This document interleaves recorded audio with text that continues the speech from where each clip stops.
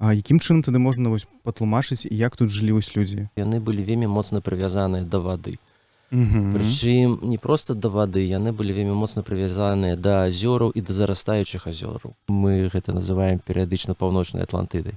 Я часта параўноўваю, праца археолага фактычна вельмі блізкая да працы крыміналіста, які прыходзіць на месца злачынства якога-небудзь. На крывінскім тарфяніку, дзякаваць Богу, так збольшага ўсё захоўваецца, як бы у рознай ступені, у залежнасці ад помніка, але як бы і костка, і дрэва, ўсё гэта ёсць, і бурштын таксама. І гэта дае паўнавартасныя мажлівасці да рэканструкцыі.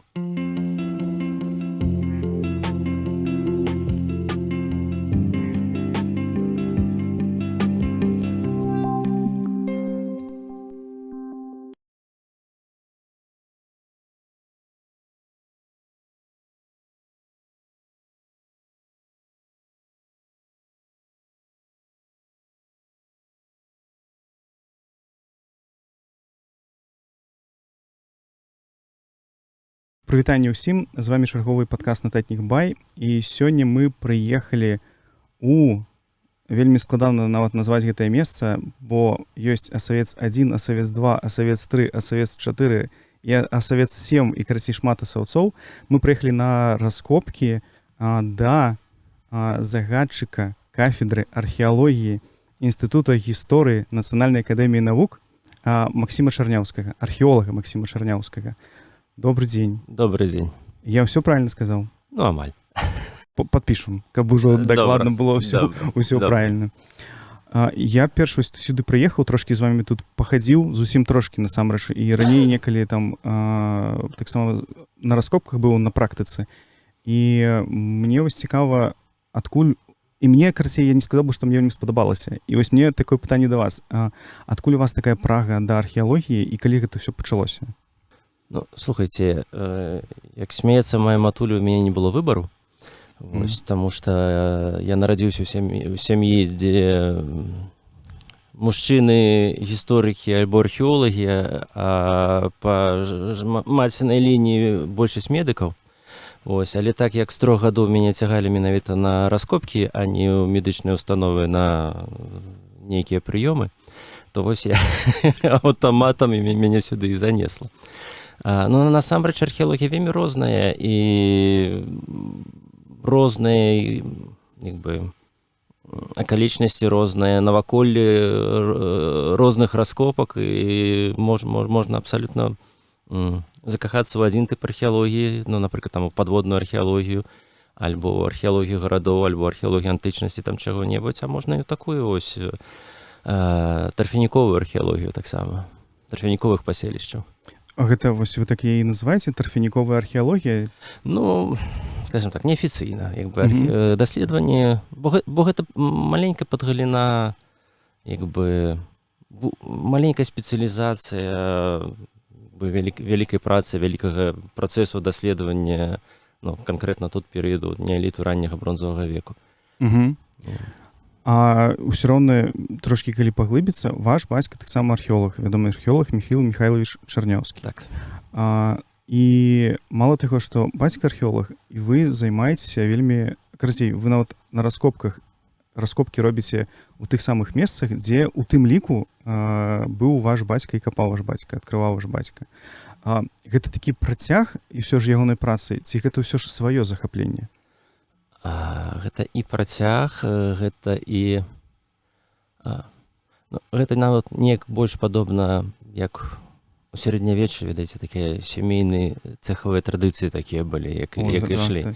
Таму што тут не столькі нават працяг, колькі быў час, калі мы 12 гадоў працавалі на гэтым тарфяніку поруч. То бок я, як прадстаўнік Інстытута гісторыі, нейкі час мы былі абодва як прадстаўнікі Інстытута гісторыі, працавалі тут у адной экспедыцыі на 2 розных суседніх помніках. А яшчэ не крыху пазней бацька з практыкай гістарычнага факультэта БДУ, а я ўжо з экспедыцыі Інстытута гісторыі. Мы стаім адным лагерам і даследуем альбо розныя помнікі, альбо нават адзін помнік. Проста у таты была спецыялізацыя, ну, ён больш даследаваў, калі я тут працаваў перыяд сярэдняга неаліту, там у свяцкую археалагічную культуру, я працаваў з больш маладзейшымі матэрыяламі позняга неаліту, ранняй бронзы, паўночна-беларускай культуры. Як бы такое размежаванне было, хаця гэта ўсё былі паселішчы крывінскага тарфяніка, і часам нават это было адно паселішча Савец-2, мы проста капалі ў розных ягоных частках. То бок такая, можна сказаць, і дапамагалі адзін аднаму. І дапамагалі адзін аднаму, і перагукваліся, так нарадзілася традыцыя, якая існуе да гэтага часу, калі знаходзіцца нейкі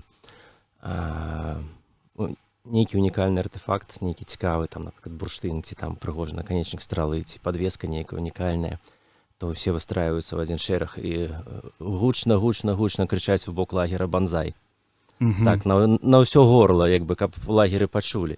А тады ўжо тут дзяжурныя такія перажываюць, а што ж яны там знайшлі. Гэта якраз пайшло з таго часу, як мы працавалі 2 экспедыцыямі і працавалі на 2 помніках Асавец-2 і Асавец-7, паміж імі было недзе 300 метраў. І от мы знаходзілі штосьці, крычалі «Банзай». І пасля засекалі час. Ну, як доўга яны вытрымаюць, каб не прыбегчы. Так я б адразу бег. Урэшце рэшт хто-небудзь прыбягае такі, ну што вы ўжо знайшлі? Ну там касцяны наканечнік стралы. Ну добра, збегаюць. Цішыня, працуем, і тут чуем такі «Банзай». Мы так, не пабяжым, працуем. Халера, ну цікава ж. Ну ладно, збегай, паглядзі, што там. Ось, і гэта вот так вот нарадзілася, і ўжо, на жаль, з 13-го года мы тут адзін тут працую, як бы, а традыцыя жывець. Дык агулам, атрымліваецца, калі казаць пра дзяцінства, бацька з дзяцінства і браў з сабой часам на раскопкі? З 3 гадоў. І гэта былі, ну гэта ж не было заўсёды толькі тут? Не.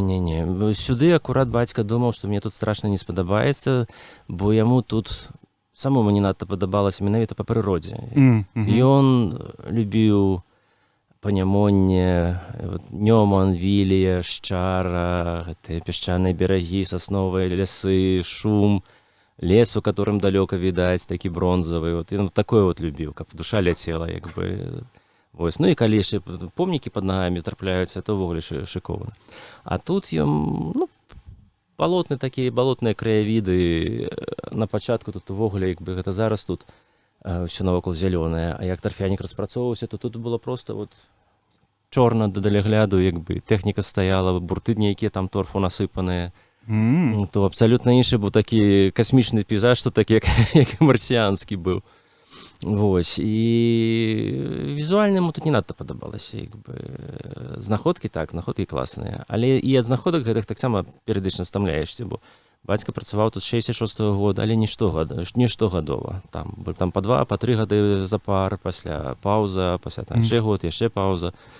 Вось, ну, таксама так спорна, больш 20 сезонаў дакладна адпрацаваў.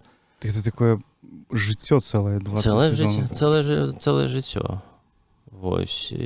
Ну, скажем так, у мяне зараз 26 сезон, я наблізіўся, прычым у мяне запар 26 сезон гэты ўжо, маіх раскопак уласна на крывінскім тарфяніку, і, скажем, я наблізіўся зараз да бацькавай колькасці, як бы, прыблізна. Дык, я хацеў пазней спытаць, але вось мяне адразу туды спытаю, дык няўжо вось столькі гадоў прыязджаць на амаль адно месца ці адно месца не надакучыла? Не надакучыла. Часам бывае адчуванне дэжавю, як бы, што як бы ты нікуды не з'язджаў, як бы году паміж гэтай экспедыцыі і мінулай экспедыцыі не было зусім. У мяне адзін раз такое было, я проста ажно спыніўся і затрос галавой, бо это адзін з першых дзён быў, як мы ішлі на раскоп, і тая ж самая сцежка, і ў мяне сапраўды быў як шчочок у галаве, што ад года паміж апошнім днём мінулай экспедыцыі і сённяшнім днём проста не было. Это было так неяк вельмі нечакана, проста для разумення з працы сваёй галавы. Вось. Але тут вельмі цікавыя матэрыялы. Тут кожны год ты робіш нейкія навуковыя адкрыцці, удакладняеш тое, дзеля чаго мы працуем. Мы працуем дзеля таго, каб зразумець як мага поўна, як жылі нашыя продкі. Чым яны жылі, што яны рабілі, як яны прыстасоўваліся да сусвету, як яны ладзілі сваю гаспадарку, свой побыт, як яны што яны рабілі ў адносінах самыя з сабой, што яны верылі. І гэта немажліва напісаць за 1 год, за 10 год, за 100 гадоў. Гэта вельмі доўгая праца. І унікальнасць тарфяніковых помнікаў якраз у тым, што яны даюць максімум матэрыялу для такіх рэканструкцыяў. У дзесяткі разоў больш, чым звычайныя помнікі вось на любімым бацькавым панямонні. Таму што працэс гніення, ён знішчае абсалютную большасць артефактаў, рэчаў і слядоў проста чалавечай дзейнасці, якія пасля іх застаюцца. Бо калі, напрыклад, там на панямонні ці дзе там на Падняпроўі, на пясчаных дзюнках ты вядзеш раскопкі на паселішчы, якое у той час было такім жа жывым і шматлюдным і там населеным, як, напрыклад, Асавец II, то там цябе толькі ідуць у вялікай колькасці, але толькі абломкі глінянага посуду, крамянёвыя прылады працы, крамянёвыя адшчэпы і там крышку каменных прыладаў працы і сляды ў мацерыку ад нейкіх там вогнішчаў, ад нейкіх слупоў, яшчэ чаго-небудзь. І вось на падставе гэтага трэба рэканструяваць жыццё тагочаснага чалавека. Тарфянік, дзякуючы сваім асаблівасцям, дзякуючы таму, што, па-першае, ёсць там дубічыя нейкія эфекты ў торфу, але самае галоўнае, торф не прапускае кісларод да культурнага пласту, а няма кіслароду, няма гніення.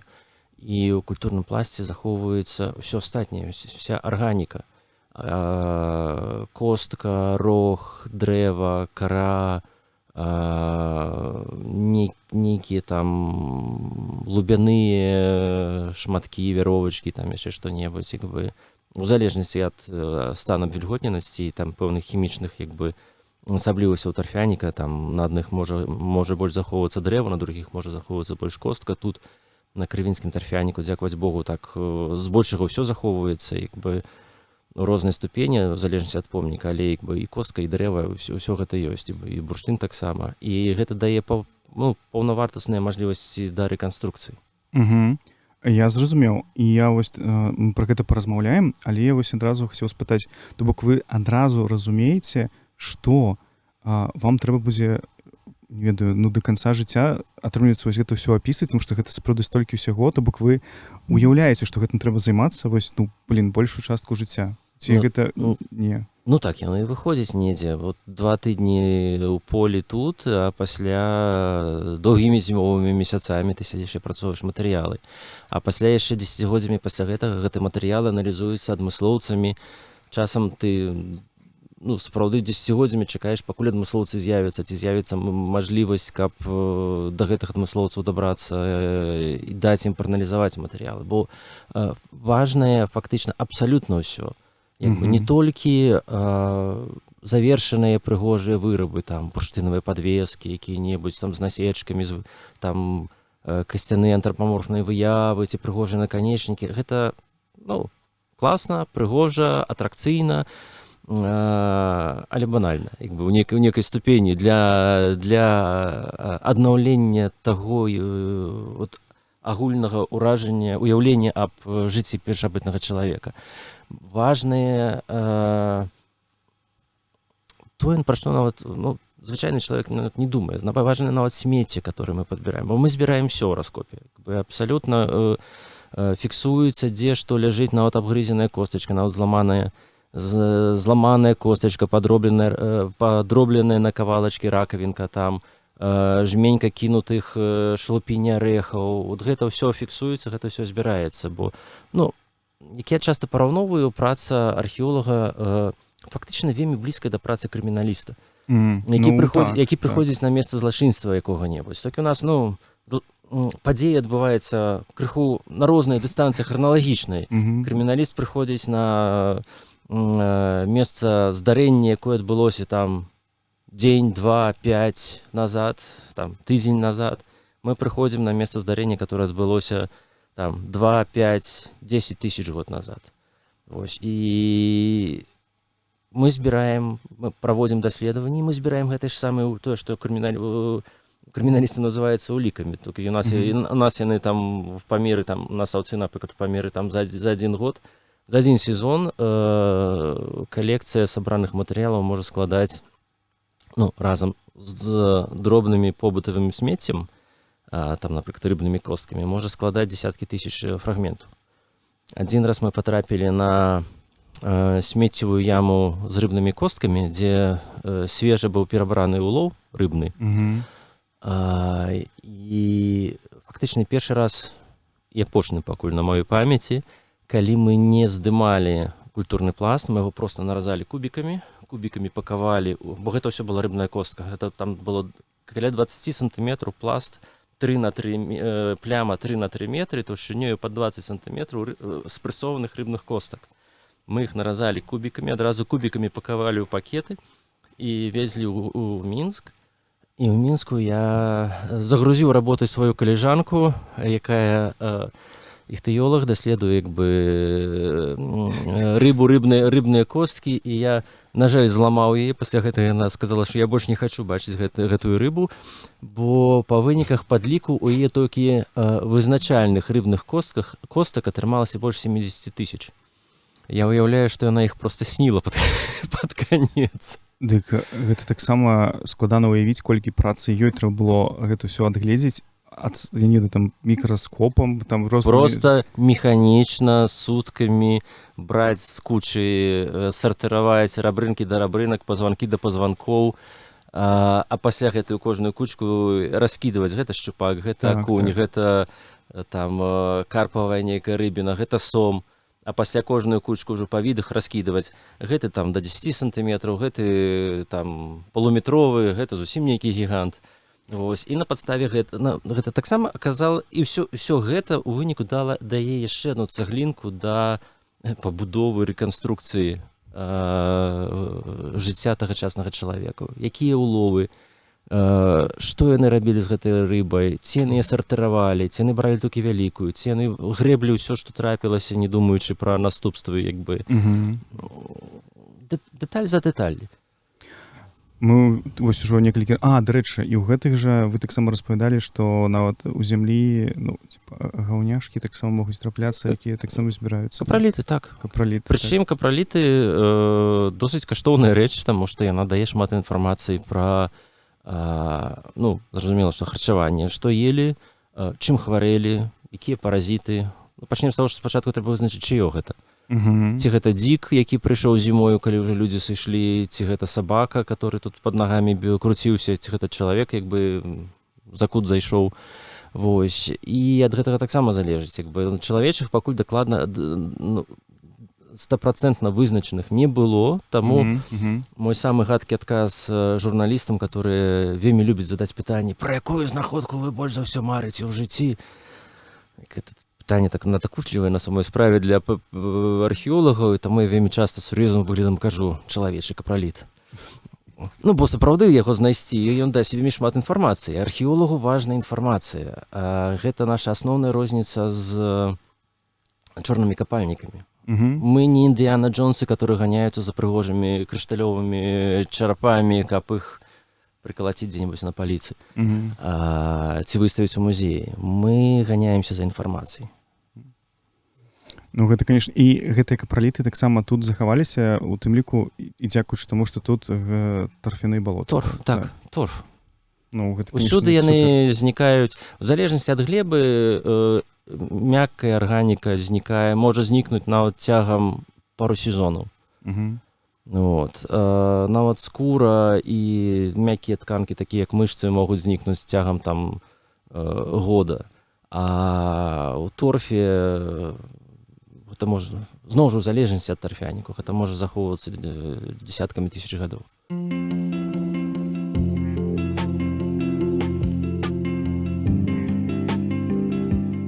А я вам чарговы раз нагадваю пра нашых сяброў онлайн-гіпермаркет 21 век бай, на якім вы можете знайсці і купіць сабе просьму тавараў. А ў нас ёсць промакоды. Промакод хутка 5% на асобныя віды тавараў, промакод смачна 3% на тэхніку і аўтатавары.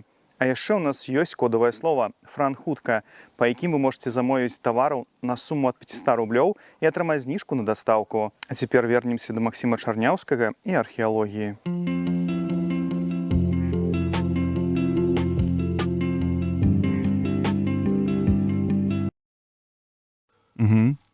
І ў мяне пытанне, таксама вернемся, атрымліваецца, мы кажам пра першабытнага чалавека. А якога першабытнага чалавека? Колькі тысяч гадоў вось вы тут знаходзіце, не ведаю, косткі, ну вось якога перыяда і як гэта вось патлумачыць вось проста? Крывінскі тарфянік насамрэч гэта возера, которое ўзнікла як астанец ад пасля ледавіковага возера, талага возера. І адпаведна людзі хутчэй за ўсё на ім упершыню з'явіліся ў палеаліце і пасля жылі ў мезаліце. Так ёсць праблема, мы пакуль не знайшлі гэтыя перыяды тут. Хочам знайсці, але пакуль не можам зразумець, на якой вышыні яны знаходзіліся адносна сучаснай берагавой лініі тарфяніка, бо на поўначы Беларусі, па ўсёй Беларусі, па ўсёй зямлі, але вот мы кажам пра поўнач Беларусі, азёр як бы, як это сказаць, як дыхалі. Они становіліся большымі, становіліся меншымі, як бы ўзровень вады ў іх падымаўся, апускаўся, і гэтай вага не маглі складаць да 7 метраў. І частка з іх зарастала, частка не зарастала, і людзі якраз так вот і як бы весь час адаптоўваліся да прыроднага наваколля. І таму вот пра мезаліт і палеаліт мы пакуль не ведаем, на якім узроўні яны сядзелі. Ну, не ўдалося нам пакуль знайсці. Як бы паціху шукаем, але пакуль не надта атрымліваецца. Тое, што мы ведаем з існуючых помнікаў, самы ранні помнік гэта ідзе на ранні неаліт, это нарвінская культура, а Савет IV, гэты помнік датуецца другой паловай 6-га, ну, недзе першай паловай 4-го тысячагоддзяў да нашай эры. Гэта значыць, можаце дадаваць плюс 2000 гадоў. Так. Не так на 7,5 тысяч гадоў, так пачынаючы ад гэтага ўзросту. Але асноўная маса матэрыялаў і перыяд, которым я займаюся, гэта сярэдні позні неаліт і ранні бронзавы век, гэта канец 4-го, першай паловы другого тысячагоддзя да нашай эры. Вось. І гэта асноўная маса матэрыялаў, найбольш вядомая, найбольш апублікаваная, як бы, ну і тое, што мы планавалі даследаваць сёлета таксама. А атрымліваецца, ну гэтыя ж культуры існавалі не толькі на паазер, не толькі вось у гэтым рэгіёне, правильно? Ну, у шырокім сэнсе на паазер'і, але не толькі на беларускім. Таму што калі мы кажам пра нарвінскую культуру, якая з'яўляецца нашчадкам мезалітычнага насельніцтва мясцовага, то гэта ад Балтыкі і фактычна ледзь не да Мінска, таму што апошнія такія пакуль не апублікаваныя матэрыялы паказваюць, што магчыма дзесьці ў ваколіцах Мінска таксама гэта ёсць. Ну, прыватнасць, у Лагойскім раёне ёсць дакладна паселішча Зацэнне на дарозе Плешчаніцы-Барысаў. Гэта з поўначы на поўдзень, а з усхода на захад гэта фактычна ад Каралёўца, ад Калінінграда да Петербурга. То бок такая гіганцкая тэрыторыя. Пасля гэтая гіганцкая тэрыторыя пад уплывам всякіх прыходзячых іншых культураў, іншых людзей з іншымі традыцыямі, яна паціху губляе такую маналітнасць, ператвараецца ў розныя блізкія адна да адной культуры. І вось свяцкая культура, яна займае фактычна ўсё беларускае паазер'е і выходзіць на паўночную Смаленшчыну, паўднёвую Пскоўшчыну, крыху хутчэй за ўсё закранае паўночна-ўсходнюю Літву і паўднёвую Латвію. Ну, там цяжэй не так много даследаванняў, як бы нават у паўночнай Беларусі, як бы, ну, калі мы кажам, у правабярэжжы Дзвіны вельмі мала даследаванняў, як бы, бо у нас вот все па паазер'ю большасць даследаванняў сканцэнтраваная па левабярэжжы Дзвіны, такой паласой, як бы падкрэсліваючы мяжу паазер'я. То бок працы для археолагаў тут процьма, не для аднаго, не для 5, а для пары дзесяткаў на самой справе. Абсалютна вольна знойдзецца месца, дзе працаваць і што рабіць. Мне адразу хацелася спытаць, а напрыклад археолагі тыя ж самыя не раўнуюць, калі нехта лезе у іхнія тэмы нейкія, нешта такое? Ну, традыцыйна тут раўнуюць. Гэта, скажем так, постсавецкая традыцыя, дзе лічыцца, што вот я даследую такі-то басейн ракі, і там ўсё, у гэты басейн, калі ласка, ніхто больш не лезець. Но гэта ідзе з таго, што нас мала. Так. І ты можаш, як бы, ну, зразумела, што это залежыць ад асобы. Як ты адносішся да людзей, да ўсяго астатняга, таму што ты можаш як квактуха сесці на яйкі, сесці на нейкі там рэгіён і сказаць, што ўсё. Калі хто сюды ступіць нагою, то я, як бы, з табой ужо там на баразну не сяду. Вось. З другога боку, напрыклад, калі мы возьмем Швейцарыю, которая па памерах як Віцебская вобласць, там 2000 археолагаў. 2000 археолагаў. Умоўна кажучы, на Віцебскую вобласць. У Беларусі агулам дзейсных палявых археолагаў, тых, хто працуе ў полі, не ведаю, там пад 40 можа набярэцца разам з універсітэтамі. Вот, а там 2000. Яны неяк умяшчаюцца. Пры тым, што большая частка Швейцарыі гэта горы.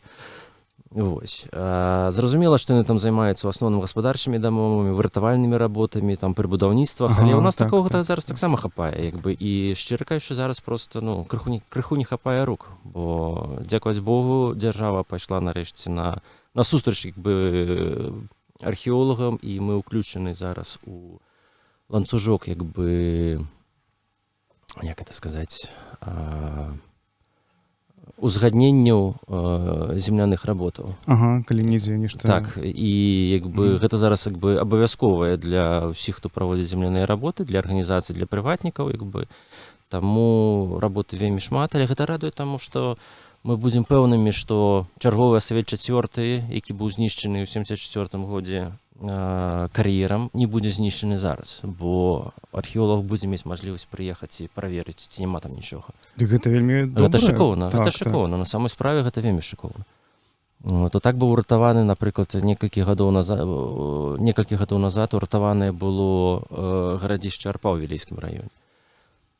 Калі прыйшла інфармацыя, што ад мясцовых краязнаўцаў, да нас тады яшчэ не было гэтага ланцужка афіцыйнага, але нам паведамілі, што ёсць такая ёсць гарадзішча, нібыта яно будзе знішчана кар'ерам, мы прыехалі, мы спынілі працы, паперажывалі разам з будаўнічым трэстам, таму што гарадзішча стаяла на самым версе пагорка, который планаваўся на асноўны аб'ём здабычы пяску, і мы ім запаролі там, напэўна, 2/3 як бы запланаванай здабычы, але што зробіш, як бы пясок можна знайсці ў іншым месцы, а новага гарадзішча не з'явіцца.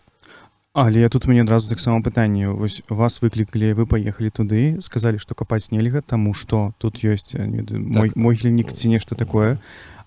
І далей, што вы ж не можете там застацца і гэтым займацца. То бок, наогул гэта будзе чакаць свайго часу, ці што? Таму што у вас жа ёсць Савет, вы сюды прыедзеце на лета. А тым, хто будзе займацца, калі вы там ужо прыпынілі працы? Але не ёсць мэта ўсё выкапаць.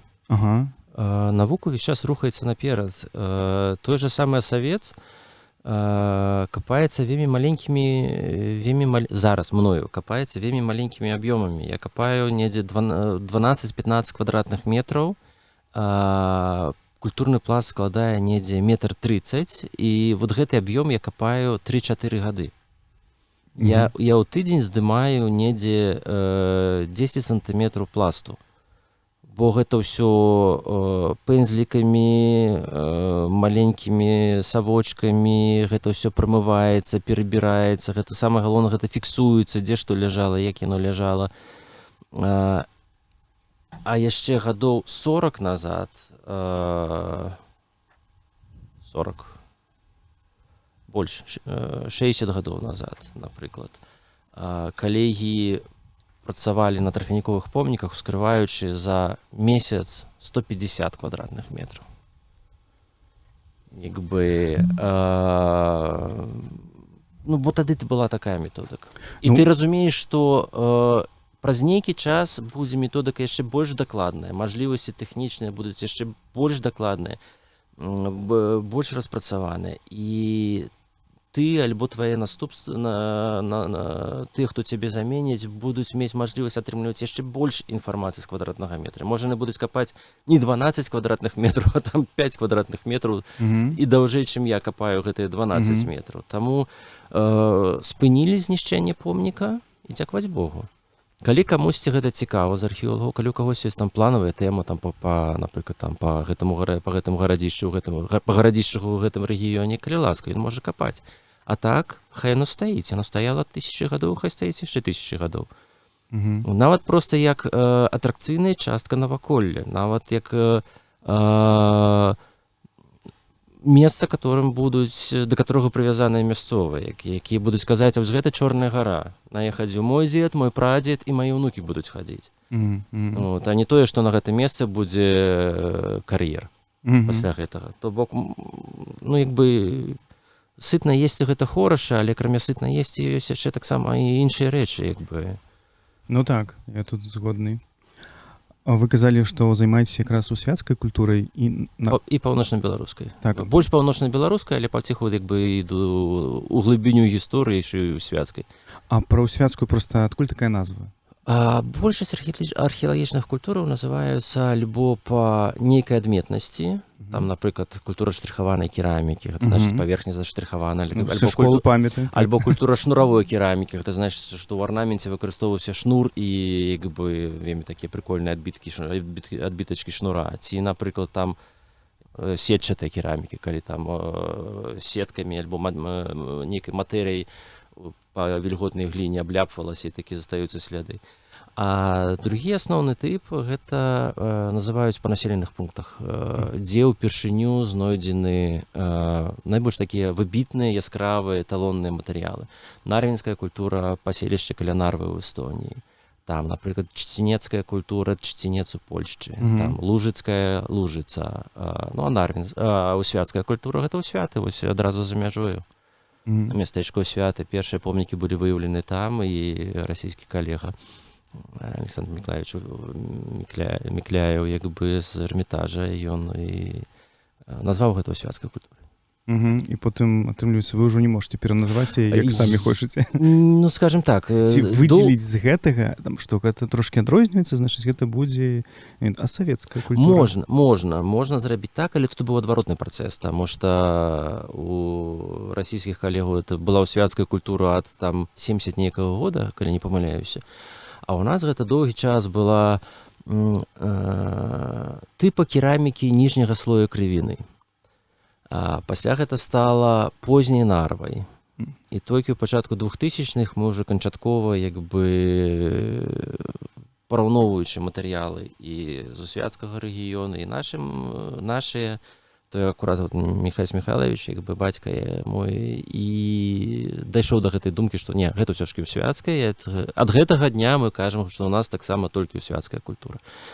Ось. Ну, з другога боку аказалася, што наша паўночна-беларуская культура не такая паўночна-беларуская, як у іх, як у па-за мяжой, бо у пачатку 90-х яны ў малюсенькай публікацыі, ў нейкай там канферэнцыі, которая абсалютна прайшла намі незаўважанай, раздзялілі паўночна-беларускую культуру, матэрыялы паўночна-беларускія іхнія на дзве культуры асобную, на жыжыцкую і паўночна-беларускую, а мы пра гэта нават не даведаліся. Ну, пачатак 90-х гадоў, сам там інфармацыйныя разрывы, і мы чытаем іхнія публікацыі, яны пішуць пра паўночна-беларускую культуру, а мы не разумеем, пра што яны пішуць, бо гэта не тое, што ў нас. І ўсё, і ў нас, проста галава паехала. Мы тут працягваем сваю паўночна-беларускую капаць, публікаваць, а пасля я ўжо прыйшоў у археалогію, я ўжо паехаў у Эрмітаж там на нейкую канферэнцыю, якраз патрапіў да калегаў, і Андрей Мазуркевич мне паказвае, асноўны даследчык гэтых же самых культураў па той бок мяжы. Ось. І ён мне паказвае кераміку, кажу яму, пакажы мне паўночна-беларускую нарэшце. Ён мне паказвае паўночна-беларускую, я на яе гляджу, кажу, а што гэта? Это не паўночна-беларуская. Я кажу, не, это паўночна-беларуская. Кажу, да не, абсалютна іншая кераміка. Добра, пакажы мне тое, што вы там назвалі, што у вас такое жыжыцкая культура. Мне паказвае эту жыжыцкую культуру. І я разумею, што калі я ягоную кераміку высыплю ў вядро і сваю кераміку высыплю ў вядро, перамяшаю, мы не раскладзем ужо назад. Што гэта яно і ёсць тое, што мы называем паўночна-беларускай. І так мы дайшлі да таго, што ў нас ёсць праблема ў тэрміналогіі невялікая. Так-сама бывае. Для гэтага ёсць публікацыі, для гэтага ёсць канферэнцыі, для гэтага ёсць сустрэчы паміж калегамі, каб казаць пра адно і тое ж. Ну так. Зараз мы праблему ведаем і паціху спрабуем яе вырашыць. Як мінімум, нават калі яны чытаюць, яны ўжо ведаюць, што публікацыя ў 90-х, гэта вось пра тое, а вы ведаеце наадварот. Гэта ўвесь час мяняецца. Гэта як на іспытах у аспірантуру вельмі лёгка убачыць, па якой літаратуры рыхтаваўся студэнт. Калі ён табе пачынае казаць, што там культура шнуровай керамікі, гэта ранні бронзавы век, такая, што чытаў археалогію 97-го года, а пазнейшую літаратуру не чытаў, так, то ты ўжо разумееш, чаму у яго гэтая памылка ў галаве, бо все развіваецца паціху. Дык наколькі таксама складана студэнтам кніжкі-то застаюцца. Трындзец. І ўвесь час, вы кажаце, мяняецца, а ён усяго толькі студэнт, яму трэба ўсё гэта атрымліваецца ведаць. Калі казаць пра самасавец, вы мне таксама распавядалі, што з 30-х яшчэ тут пачаліся першыя раскопкі, ці першыя знаходкі у 30-х годах. Не, я памыляюся? Не, так. А потым была, атрымліваецца, вайна, і толькі з 50-х па-новаму нанова тут пачалі ўсё усім займацца. Вось, і да гэтай пары, сёння 2025 год, тут праводзяць раскопкі.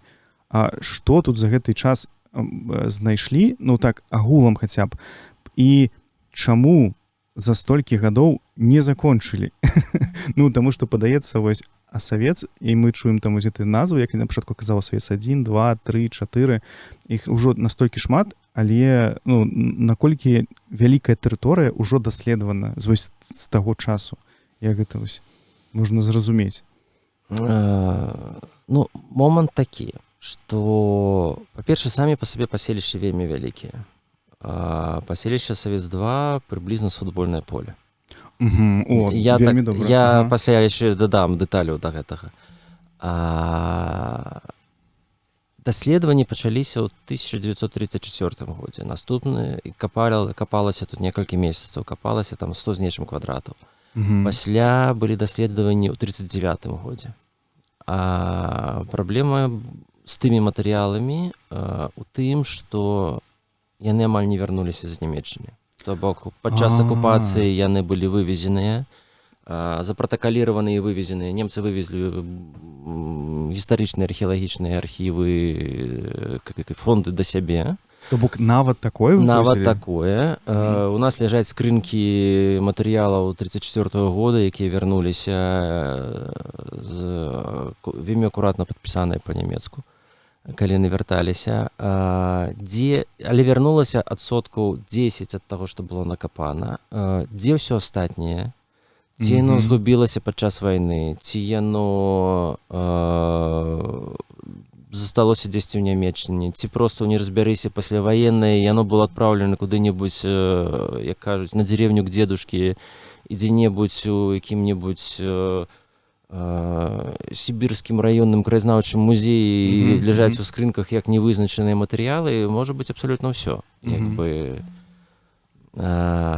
Пасля вайны даследаванні аднавіліся ў 59 годзе, невялічкі час, яны капаліся там на поўдні крывінскага тарфяніка каля вёскі Галоўск, там крывіна 1-2 паселішчы, і скапаліся на з 59 па 63 год, і ўжо в 66 годзе сюды прыязджае, патрапляе мой бацька, і ён пачынае капаць асавец 2. Так даўно, блін. Так даўно. З 66 года на паселішча асавец 2, напрыклад, скрыта каля 400 квадратных метраў. Уражваеш, 400 квадратных. 400 квадратных метраў. Але гэта невялічкая плямка на гэтым паселішчы, на самой справе. Мы кажам пра першабытныя паселішчы, якія яны былі часовымі. То бок гэта гэта не вёска ў сучасным разуменні. Гэта не нейкі горад са сваёй планіроўкай, дзе ты дакладна ведаеш, што вот тут вось агара, вот тут вот будзе культурны цэнтр, тут будзе рабочы цэнтр, тут там нейкі рамёсны, тут порт, як бы ты можаш прыкідваць, дзе ты хочаш капаць.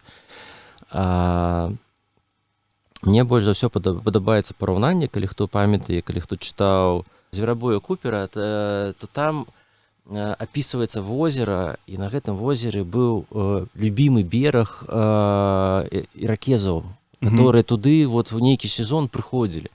То мы фактычна маем справу з любімым берагам, на который прыходзілі людзі на працягу там 4000 гадоў. Яны не станавіліся на адно і тое ж месца. Гэты іх нелюбімы бераг быў, напэўна, там каких-нибудь 500-600 метров. Так. В один год яны станавіліся в адным месцы. Другі год яны станавіліся за 50 метров. Тым больш яны досыць моцна смецілі падчас свайго пражывання, яны жылі там цягам сезона, ну, не ведаю, можа, там месяц, альбо там 3 тыдні стаялі, пакуль тут не папалохаюць всю рыбу, пакуль не аб'едуць усе ягаднікі і грыбы навокал, там не папалохаюць баброў і іншых жывёл у лесе, і пасля пераходзіць на наступнае паселішча, дзе зноў будзе лёгка здабываць ежу. Таму яны ўсё это, ну, тут же, дзе елі, тут все і кідалі. Рыбу прывезлі на берег, каля лодак тут же выпатрашылі. Жывёлу прынеслі, тут же ля хатаў яе пачысцілі і все скінулі. То бок перыядычна ўзнікае пытанне пра вельмі моцную антысанітарыю на той час. Таму вот один год яны тут пастаялі, пляма такая культурнага слоя утварылася, другі год яны могуць стаць за 50 метраў, трэці год яшчэ за 50 метраў, а за гэты час прырода загоіць у тое месца, на якім яны стаялі першым. Там жучкі, чарвячкі ўсю плоць аб'ядуць, траўка вырасціць, і ты можаш там праз 3 гады стаць на тое ж самае месца, ўжо не бачачы ніякіх слядоў. Вось. І атрымліваецца, што няма такога нейкага месца, якое б ты хацеў, ну, можаш патрапіць мэтанакіравана. Напрыклад, ты хочаш, нам не хапае інфармацыі, напрыклад, пра светапогляд. Хацелася б сесці вот там, вот, дзе там у іх пахаванні ёсць, напрыклад, там сярод жытлаў. Ну, мы ведаем, што па даследаванням калег з Латвіі, з Расіі, што ў гэты час гэткія ж самыя культуры роднасныя, яны, напрыклад, маглі хаваць у межах, нават у межах жылой пабудовы, альбо паміж жылымі пабудовамі, там, на тэрыторыі стаянкі. У нас такога яшчэ не трапілася. Но хацелася б патрапіць, ну, раз ёсць такое, вот, на аналагічных помніках мусіць быць так. Вось. Ну, пакуль не патрапляем. Ці, напрыклад, мэтанакіравана там патрапіць на майстэрню. Не атрымліваецца. То бок мы мусім прыразацца, браць тое, што даюць, як кажуць. Як бы капаеш, а ўжо як трапіцца. Трапіцца месца, прырэжешся да месца, дзе быў у нейкі з гэтых гадоў на працягу тысячагоддзя, дзе яны займаліся майстраваннем прыладаў працы, ну, шикардос. Пашанцавала. Ці трапішся на месца там, дзе забыліся, напрыклад, там свае запасы ўпрыгожання, ну, таксама добра. Вот. Мы як былі патрапілі некалькі гадоў назад на месца, дзе сидзеў майстар і рамантаваў пашкоджаныя стрэлы. Бо была процьма чаранкоў крамянёвых і касцяных, абламаных разам з вялікай колькасцю слядоў дзёгцю клеючага рэчыва на гэтых чаранках. Бо ў стралы тагачаснай самае каштоўнае было не наканечнік, а самае каштоўнае было само дрэўка. Бо ад таго, наколькі яно дасканала зроблена, наколькі яно адбалансавана і выпрастана, залежыць ад таго, наколькі яно ляціць туды, куды ты хочаш. Ужо наканечнік ты можаш любы прысабачыць. Драўляны, касцяны, крамянёвы, ці проста нават яно заточанае. Галоўна, каб яно ляцела туды, куды ты хочаш. А уткнуцца яно уткнецца. Вось. І, напэўна, мы патрапілі якраз на месца, дзе сидзеў майстар, которому прыносілі зламаныя на рамонт. Бо калі ты не улучшыў у жывёлу, а улучшыў там у дрэва з размаху ці яшчэ куды-небудзь, наканечнікі ламаліся. І ў цябе заставалася дрэўка з тырчачым там фрагментам гэтага наканечніка. І ён у гэтым месцы як бы акуратненька здымаў рэшткі, даставаў рэшткі наканечніка і ў гэтае дрэўка ставіў назад новы. І вот мы патрапілі на плац, дзе быў просто россып вот гэтых вось насадаў ад наканечнікаў. Гэтае месца, можна сказаць, што гэта ўжо скарб вось для раскопак на вось тут на тарфяніках? З улікам таго, што такога раней не сустракалася, то так, у пэўнай ступені гэта скарб. Пра іншае паразмаўляем такія скарбы далей, але вось таксама вярнуся тады, а што вось з таго, што вось тут нараскапвалі, якім чынам тады можна вось патлумачыць, як тут жылі вось людзі? Вось што можна пра іх сказаць? Напрыклад, можна сказаць, хаця б там, што ў іх былі там, ну, вуліцы, хаця б, што адна была вуліца, ці там, напрыклад, дзве, што там, не ведаю, хата была там 2 на 6 метраў, нешта такое, наогул можна апісаць нейкім чынам? Вось што самае смешнае, што не зусім. Нягледзячы на гэтыя 400 метраў тут і там некалькі соцень метраў на іншых помніках, з-за таго, што яны прыходзілі вот так вот хаатычна кідалі свае паселішчы, можна дапусціць, што гэта была вялікая сям'я, ну, скажам, з некалькіх пакаленняў, ад бабуляў да унукаў і, хутчэй за ўсё, праўнукаў. Я не магу сказаць па колькасці, колькі гэта было людзей. 2 дзесяткі, дзесятак. Ну, хутчэй за ўсё, штосьці ў межах там вось каля 2 дзесяткаў. Недзе такое штосьці будзе. Мы некалькі разоў патраплялі на фрагменты пабудоў, вельмі каротенькія, маленькія. Можна сказаць, што гэта былі будынкі, выцягнутыя будынкі, у которых былі такія сценадахі, то бок як палатка, такая трохкутнае ўсячэнне. Без вертыкальных сценаў, дзе гэтыя палі былі ўкапаныя ў зямлю. У нас некалькі разоў трапляліся рассохі, которые трымалі папярэчыну, на которую гэтыя палі абапіраліся. Хутчэй за ўсё, гэтыя сцены пасля пакрываліся трыснягом. Верагодна, у іх былі ці тарцавая знешняя сцяна уваходная, ці, можа быць, у іх былі ўнутраныя нейкія адсекі, плеценыя, дзе яны выкарыстоўвалі гліняную абмазку, бо мы сустракаем фрагменты глінянай абмазкі, не толькі посуду, але менавіта глінянай абмазкі. Я нават не магу сказаць пакуль што, колькі адначасова выкарыстоўвалася такіх дамоў. Бо залежыць ад колькасці насельніцтва. Пра колькасць насельніцтва мы маглі празважаць, маючы выяўленыя дамы адначасова цалкам адбудаваны і прадатаваны, альбо калі б былі, напрыклад, пахаванні. У нас пакуль няма ні таго, ні другога цалкам. Што мы можам сказаць, гэта тое, што яны былі вельмі моцна прывязаныя да вады. Прычым не проста да вады, яны былі вельмі моцна прывязаныя да азёраў і да зарастаючых азёраў, плыткіх азёраў, багатых на рыбу, то бок які праграваюцца, багатых на рыбу, багатых на вадзяныя расліны, асабліва багатых на чылім, вадзяны орех, который у нас зараз у чырвонай кнізе. Вось, бо напрыклад, згодна з аналізамі, которые праводзілі ліпідныя аналізы, гэта аналізы розных там тлушчоў, якія захоўваюцца ў порах керамікі. Мы ўдзельнічалі ў вялізным еўрапейскім праекце, як бы беларускія археолагі. І праз гэты ліпідны аналіз прайшла кераміка з усіх рэгіёнаў Беларусі. Клас. Напрыклад, на Панямонні і павіллі, да сярэдняга павілля гэта ідзе жывёльны тлушч, там дзік, напрыклад, ці хатняя свіня, там цяжка адрозніць. А паазер'е гэта рыба. Гэта рыба. Тут недзе на адсоткаў 80 харчавання складалася з рыбы.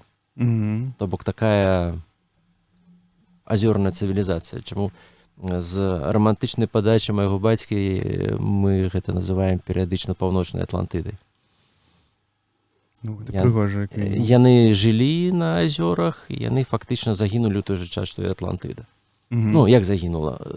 Цывілізацыя скончылася ў той же самы час, што і, умоўна кажучы, Атлантыда. Тут крыху фантастыкі ідзе такой не да канца пацверджанай навуковымі дадзенымі, але яно вельмі можа супасці. Так, і гэта як мінімум з гэтых можна чапляцца, што гэта так вельмі класна гучыць. Ось так. А пасля яны сыходзяць, іхнія нашчадкі сыходзяць на больш высокія берагі, а азёры разрастаюцца, паступова топяць іхнія паселішчы, іхнія астраўкі, на якіх яны жылі, зарастаюць, старфянікуюцца і кансервуюць тое, што было.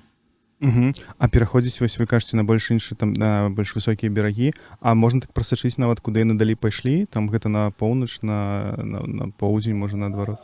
Не, так яны разыходзяцца тут вот у ваколіцах, у межах там кілометр 2-3. То бок настолькі, то бок карацей, і ўсё, я зразумеў. Умоўна кажучы, вот тут пайшлі дажджы, і вот наша сітуацыя ў гэтым годзе. Вельмі высокая вада, як бы паселішча чвяка, ты не можаш паставіць намёт. Ну, ты ідзеш на вышэйшае месца. Всё, і пачынаеш жыць ужо там, таму што там ужо чвякае. А калі возера марудніка распаўзаецца там па 5-10 метраў бераг нарастае кожны год, ну, ты паступова будзеш адступаць разам з берагавой лініяй. Хутчэй за ўсё, тут, у гэтым рэгіёне, вось яны акурат спачатку адступілі вот на гэтай пагоркі, што зараз мы даследуем, Асавец 3 і Асавец 6, а пасля яшчэ далі, напэўна, на карэнныя берагі возера, там, дзе зараз, напрыклад, вёска Асавец. А ў мяне, вось, тады вярнуся да футбольнага поля, а вось адкуль такая інфармацыя цікавая, што вось гэтае паселішча можа даходзіць было да футбольнага поля? Ну, гэта вельмі прыблізныя памеры. Цалкам фраза гучыць так, што паселішча прыблізна памеру з футбольнае поле, даследавана толькі штрафная.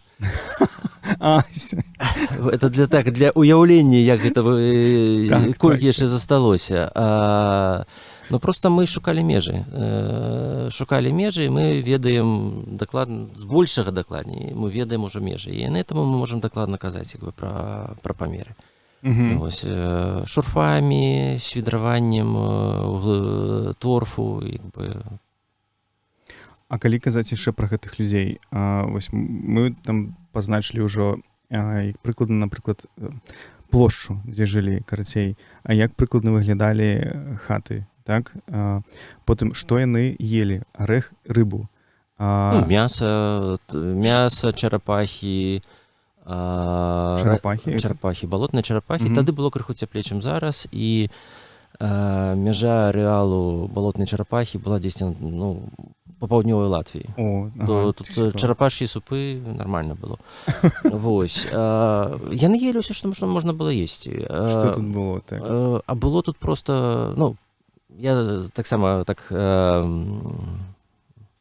па-мастацку звычайна кажу, што ці памятаеце вы «Зямлю пад белымі крыламі» Караткевіча. Там была такая гісторыя пра то, як Бог дзеліў паміж народамі землі.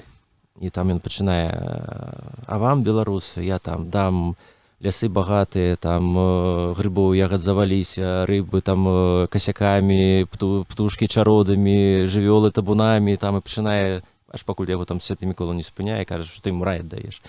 То фактычна людзі ў неаліце да сярэдняга бронзавага, да кліматычнай змены сярэдняга бронзавага веку, яны фактычна ў такім раі жылі.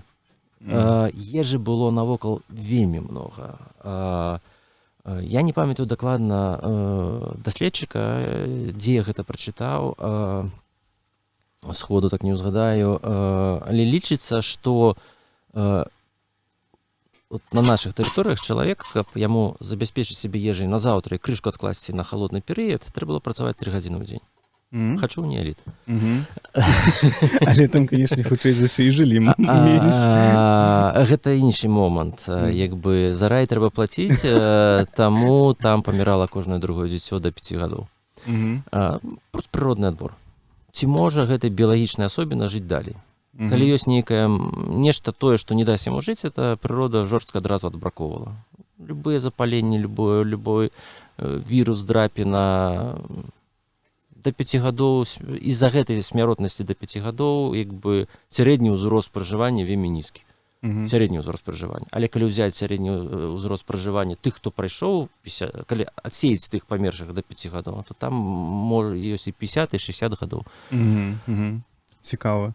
А тады яшчэ спытаю, добра, а чым займаліся гэтыя людзі першабытныя беларусы? Можна іх наогул так казаць, што гэта беларусы першабытныя? Беларусамі нельга назваць зусім, таму што, скажем так, нейкая доля крыві, дакладней, больш правільна, нейкая доля ДНК ад іх у нас ёсць, але не вельмі вялікая. Таму што з прыходам шнуравікоў і ў жалезным веку вельмі моцна мяняецца. Зараз гэта толькі пачынае, скажем так, гэта белая пляма з ДНК, яна толькі-толькі пачынае зафарбоўвацца такімі паасобнымі штрышкамі, як бы вельмі далёка гэта да поўнага, нават намёка няма на такі поўнае запаўненне гэтай праблемы, але тое, што мы зараз бачым, гэта моцна мяняецца насельніцтва. А тады вы чым яны займаліся яшчэ? Што можна пра іх сказаць? Вось вы ведаеце са сваіх знаходак, што яны яшчэ рабілі?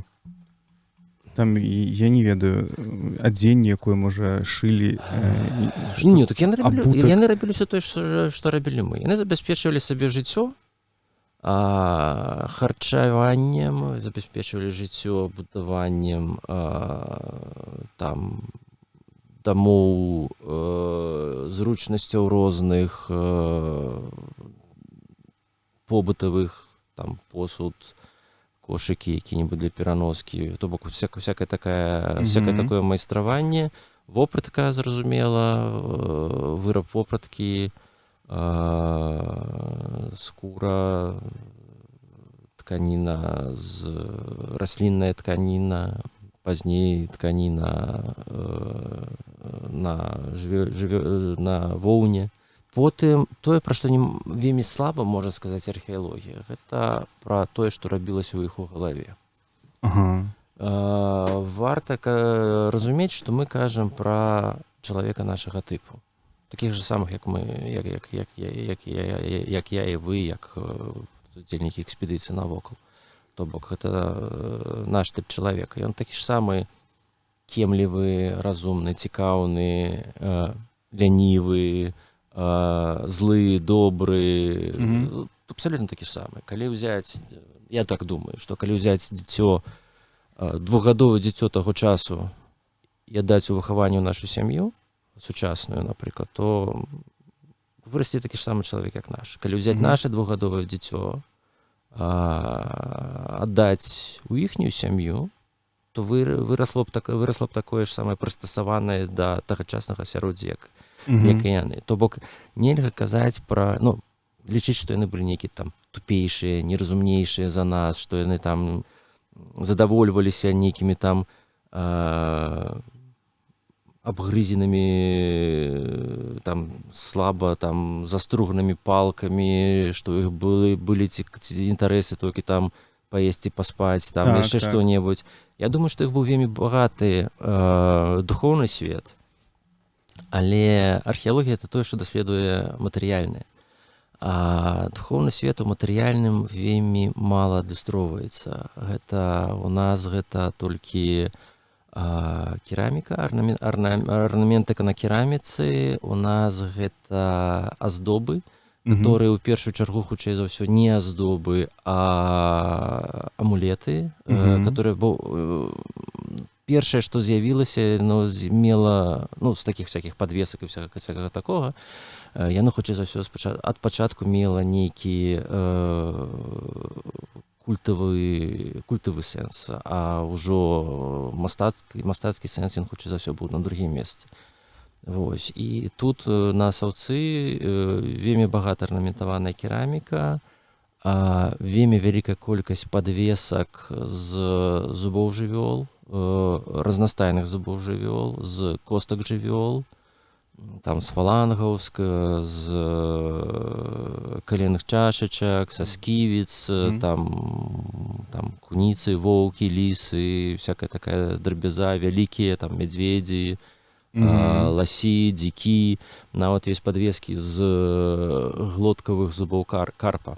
Прычым для того, каб у зубе карпа можна было прасвідраваць дзюрачку, гэта трэба, каб гэты карп быў кілаграм пад 15 вагою. Такія зараз нават проста не вырастаюць, бо можна уявіць як бы пра той рай. Была б машына часу, адкрыў бы фірму пад назвай «Рыбалка в неаліце». Вось. І ёсць невялікая колькасць такіх статуэтак асэнсаванай формы. Гэта выявы змеяў. Такія падвескі, не статуэткі, а падвескі будуць. Выявы змеяў, выявы качак. Ну, назовем их больш шырока вадаплаўнымі. Выявы вадаплаўных. Верагодна, яны ёсць таксама на арнаменце гаршкоў, асабліва ў свяцкай культуры, найперш у свяцкай культуры, і качкі, і змеі. Магчыма, ёсць ромбы на кераміцы ў свяцкай культуры. Міхась Михайлович атаясамляў іх з яйкам. Ну, тут ужо плаўна выходзячы на тое, што пасля было зафіксавана, адаптавана у той же самай калівалі, наколькі там яна мадэрновая, ці наколькі ў ёй там больш ёсць свае гэтыя фальклорныя як бы вытокі. Вось. Што яшчэ ёсць? Бурштынавыя падвескі в вялікай колькасці, частка з которых можа быць аднесена да імітацыі зубоў, падвесак зубоў, а частка з которых ідзе як салярныя сімвалы. То бок, і вот на такім невялікім наборы рэчаў вельмі складана аднаўляць, што ж яны там думалі і уяўлялі. Это тое самае, як, ну, не ведаю, спрабаваць аднавіць веды, аднавіць, што ж уяўляла сабой хрысціянства, калі у цябе няма пісьмовых крыніцаў, няма рэлігійных тэкстаў, але у цябе ёсць такія знаходкі ў раскопе, там, крыжыкаў, рэчаў, которые выкарыстоўвае святар у алтарнай частцы, як бы, ну, там збольшага можна як бы фантазіраваць на то, як адбываўся абрад, але што мелася на ўвазе ў гэтым абрадзе, это без пісьмовых крыніцаў ці нейкіх крыніцаў, як бы хтосьці, хто папісаў звонку, гэтага няма. Таму тут мы, як бы, ну, пакуль не мы, а от часу ў іх на ўсю гэту духоўную творчасць было вельмі многа. Ну, 3 гадзіны на ежу, а астатняе ўсё на гэта, на сябе любімага, на сям'ю, на дзяцей і на саморазвіццё. На саморазвіццё, так. Ну і плюс, ну, як бы 1000 гадоў пасля іх, і мы маем ужо таварыша Гамера з гэтымі ўсімі эпасамі. А гэта тыя ж самыя людзі. У іх маглі быць свае гісторыі, не меншыя па аб'ёму. А калі казаць, вось якраз вы пералічвалі розныя артефакты, якія тут былі знойдзены. І таксама ўсё згадалі там пра змяю, пра выяву змяі, пра вось бурштын. Гэта атрымліваецца вось за гэтыя гады, там 60-х, калі там 66-га, калі пачаў ваш бацька капаць, і вы, атрымліваецца, якія самыя такія банзаяўскія знаходкі вы запомнілі і вельмі важныя насамрэч для разумення, і вось пасля якіх і далей хочацца тут больш і больш раскапваць, каб паглыбляцца і разумець, што гэта тут былі за людзі.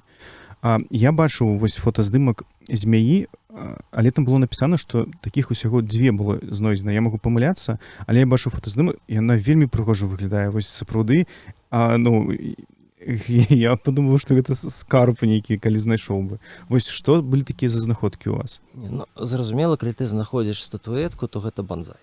Як бы гэта там ўсё ж такі мы таксама людзі, мы таксама эмацыйныя. Калі з раскопа вылазіць галава змяі, то ты пачынаеш там Вось. Але з той же самай змеёй, так адна змея была знойдзена ў 60-х гадах у бацькі ў раскопе, адну на працягу 2 гадоў знаходзілі ў мяне.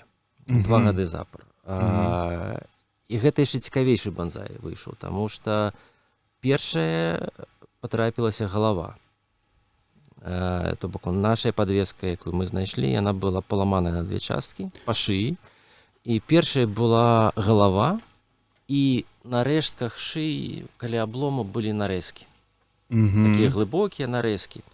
Мы ўжо ведалі з працы, па накопленых матэрыялах, што тут была тэхналогія адламвання лішніх частак па такой кальцавой нарэзцы. Калі ты хочаш зламаць канкрэтна ў гэтым месцы касцяную прыладу, ты робіш, з дрэвам тое самае мы робім. Ты робіш кальцавую нарэзку, калі ты хочаш, каб зламалася менавіта тут. І калі я знайшоў галаву з гэтай нарэзкай, мне адразу пайшлі фантазіі. Нарэзка на змяі, на амулеце. Значыцца, адразу ж, археолагі ідуць тыя, у каго фантазія добра працуе. Значыцца, чымсьці прагневаўся. Там не памагла змяя. Она табе, сволач, я табе галаву там адламаю, і выкіну, разламаю гэтую падвеску. І, год была такая ідэя. Вот у нас это знайшлі, добра, што не публікаваў. На наступны год у паўметры ад гэтага месца мы знаходзімся ў астатняй. То бок астатнія часткі менавіта ад гэтай... Другая частка, шыя, тулава і хвост, умоўна кажучы. І яны стыкуюцца ідэальна. Але самае галоўнае, казалася, што нарэзкі не супадаюць. Нарэзкі на частцы галавы зроблены асобна. І нарэзкі на частцы тулоўнай частцы яны зроблены асобна. То бок нарэзкі былі зроблены пасля ламання. Яны былі зроблены для того, каб яе змацаваць. Не для того, каб зламаць, як я на пачатку думаў, а наадварот. Яе зрабілі нарэзачкі, каб пасля пасадзіць на нейкае клеючае рэчыва і звязаць, каб нітка не саслізгвала, каб яна цаплялася за гэтыя нарэзкі.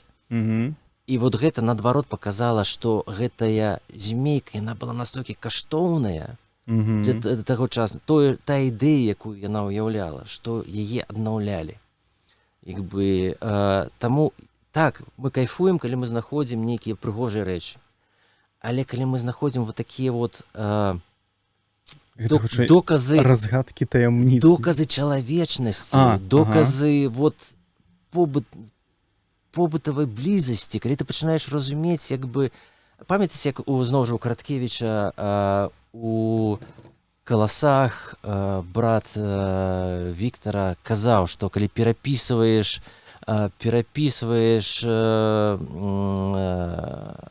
хронікі, вядзеш рукой як твой продак, то ты там як зліваешся з гэтым продакам. То калі ты потрапляеш на такія рэчы тут, то таксама ты адчуванне такое з'яўляецца, як яднанне такога невялікага. Вось.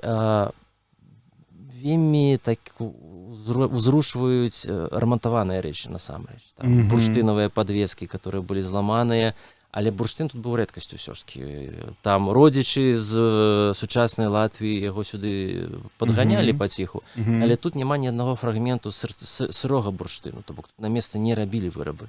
То бок за недзе 150 кіламетраў на поўнач там у раёне Лубанскай нізіны ёсць скарбы сырога бурштыну, сыравіны, з которой ўжо рабілі вырабы. Тут ні аднаго фрагменту сырога няма, тут все толькі гатовыя вырабы. Але значная частка іх рамантаваная. Там вушка адвалілася, і ты не можаш ужо насіць як звычайна. Яны рабілі побач яшчэ одну дзюрачку. Ці калі это быў гузік з такі V-падобнай, V-падобнай атуліны, як нашываецца, як блямба такая на цела, і яна вырвалася, гэтая V-падобная атуліна, то яны тады прасвідроўвалі скразную, каб і такія нарэзачкі па краях рабілі, каб хаця б праз верх, але прышыць гэты бурштын. Гэты момант вельмі цікавы. Калі мы знайшлі тое, што мы назвалі былі спачатку мультитул, складаны выраб касцяны, які складаецца з трубчастай косткі буйной птушкі, рукоятка такая арнаментаваная. У яе ўнутр вставляецца доўгае, такое як шыла вострае, і клінок, который заклінівае, каб гэтае шыла не выпала. І мы знайшлі яго ў сабраным стане. Гэта для мяне, маім рэйтынгу з такіх вот няшных артефактаў, ну, фактычна на нумар 1, нават круцей за змейку, як бы для мяне ідзець. І вы знайшлі яго, ну, цэлы, ну, то бок не паламаны там, не паламаны, цэлы і цэленькі. сабраны. І пасля мы зразумелі, што мы яго акуратненька, мы здолелі яго разабраць, і мы зразумелі, як яго сабраць в рабочы стан. То бок з этой вот трубачкі рукояткі дастаецца знутры, шыла замацоўваецца вонкі, і заклініваецца зноў клінікам. Клінік акуратненька зрэзаны так, каб ён не замінаў у рабоце, то бок каб так абцікаема было. І яно ў нас спачатку ішло як шыла. А пасля наша калега, яна якраз ёсць на раскопках Ганна Малюціна з Санкт-Петербурга, трасолаг, па слядах вызначыла, што гэта ўвогуле не шыла, гэта вязальная ігла. Бок ёй вязалі з раслінных нітак, ужо нейкія там вязалі нейкія там тканіны ці яшчэ што. Гэта ўвогуле як бы вот такі вот быў момант. І тут я вот якраз пераходжу на тое, што ёсць вот, ну, візуальна класныя рэчы, которые ты адразу як бы з зямлі дастаў, і вау, круто. Напрыклад, як мы там лыжку знайшлі касцяную, такое вау, круто. А бывае так, што ты робіш адкрыцці там, дзе ты не чакаеш. Мы, напрыклад, на працягу, напэўна, 10 гадоў мы знаходзілі малюсенькія такія касцяныя зубчыкі, прыблізна аднолькавыя, але крышку рознай формы. І не разумелі, што гэта. Ну, нешта завостранае, але не наканечнік стралы, бо, ну, кароткі і без насаду. Не праколка, бо таксама каротенькая і, ну, нешта незразумела. І зноў жа Ганна доўгі час працавала, аналізавала, праводзіла эксперыментальную частку, як бы аналізавала, якія гэта могуць быць сляды, і аказалася, што гэта зубцы ад чагосьці падобнага на часалку, як і выкарыстоўвалася для лёну. Часалка, якая размяжоўвала валокны расліннага альбо асобна размяжоўвала воўну на асобныя такія пасмачкі. То бок гэта інструмент вырабу нітак. Падрыхтоўкі аднаго з этапаў вырабу нітак. І гэта так асабліва было як бы шыкоўна, што на частцы з гэтых зубцоў былі выразныя сляды менавіта воўны. Жывёльных валокнаў. Так. І таму што на той час у паўночна-беларускай культуры ўжо з'яўляецца свойская жывёла, але вельмі маленькі адсотак. Там 10-15% в залежнасці ад стаянкі тут на крынскім тарфяніку. І мы якраз там была авечка, там была каза, як бы былі пытанні, як бы, ну, для чаго гэта мясная, там ці яшчэ якая-небудзь. Ну, ведаем зараз, што як мінімум, што яны выкарыстоўваліся ў тым ліку для вырабу, ну, як і нашыя бабулі стрыглі і рабілі ніткі. То бок мы ўжо можам казаць пра наступны этап, пачатак наступнага этапу нейкай такой эвалюцыі гаспадарчай, як бы.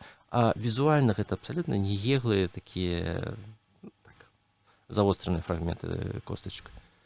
Дык, а вось гэтыя скарбы агулам, іх недзе можна потым паглядзець, гэта ўсё здаецца ў музеі, вось якія самыя такія класныя, тая самая галава змеі, магчыма, недзе ўжо ляжыць, і ўсе могуць паглядзець на яе і сказаць, што вось гэта рабілі людзі з гэтай тэрыторыі.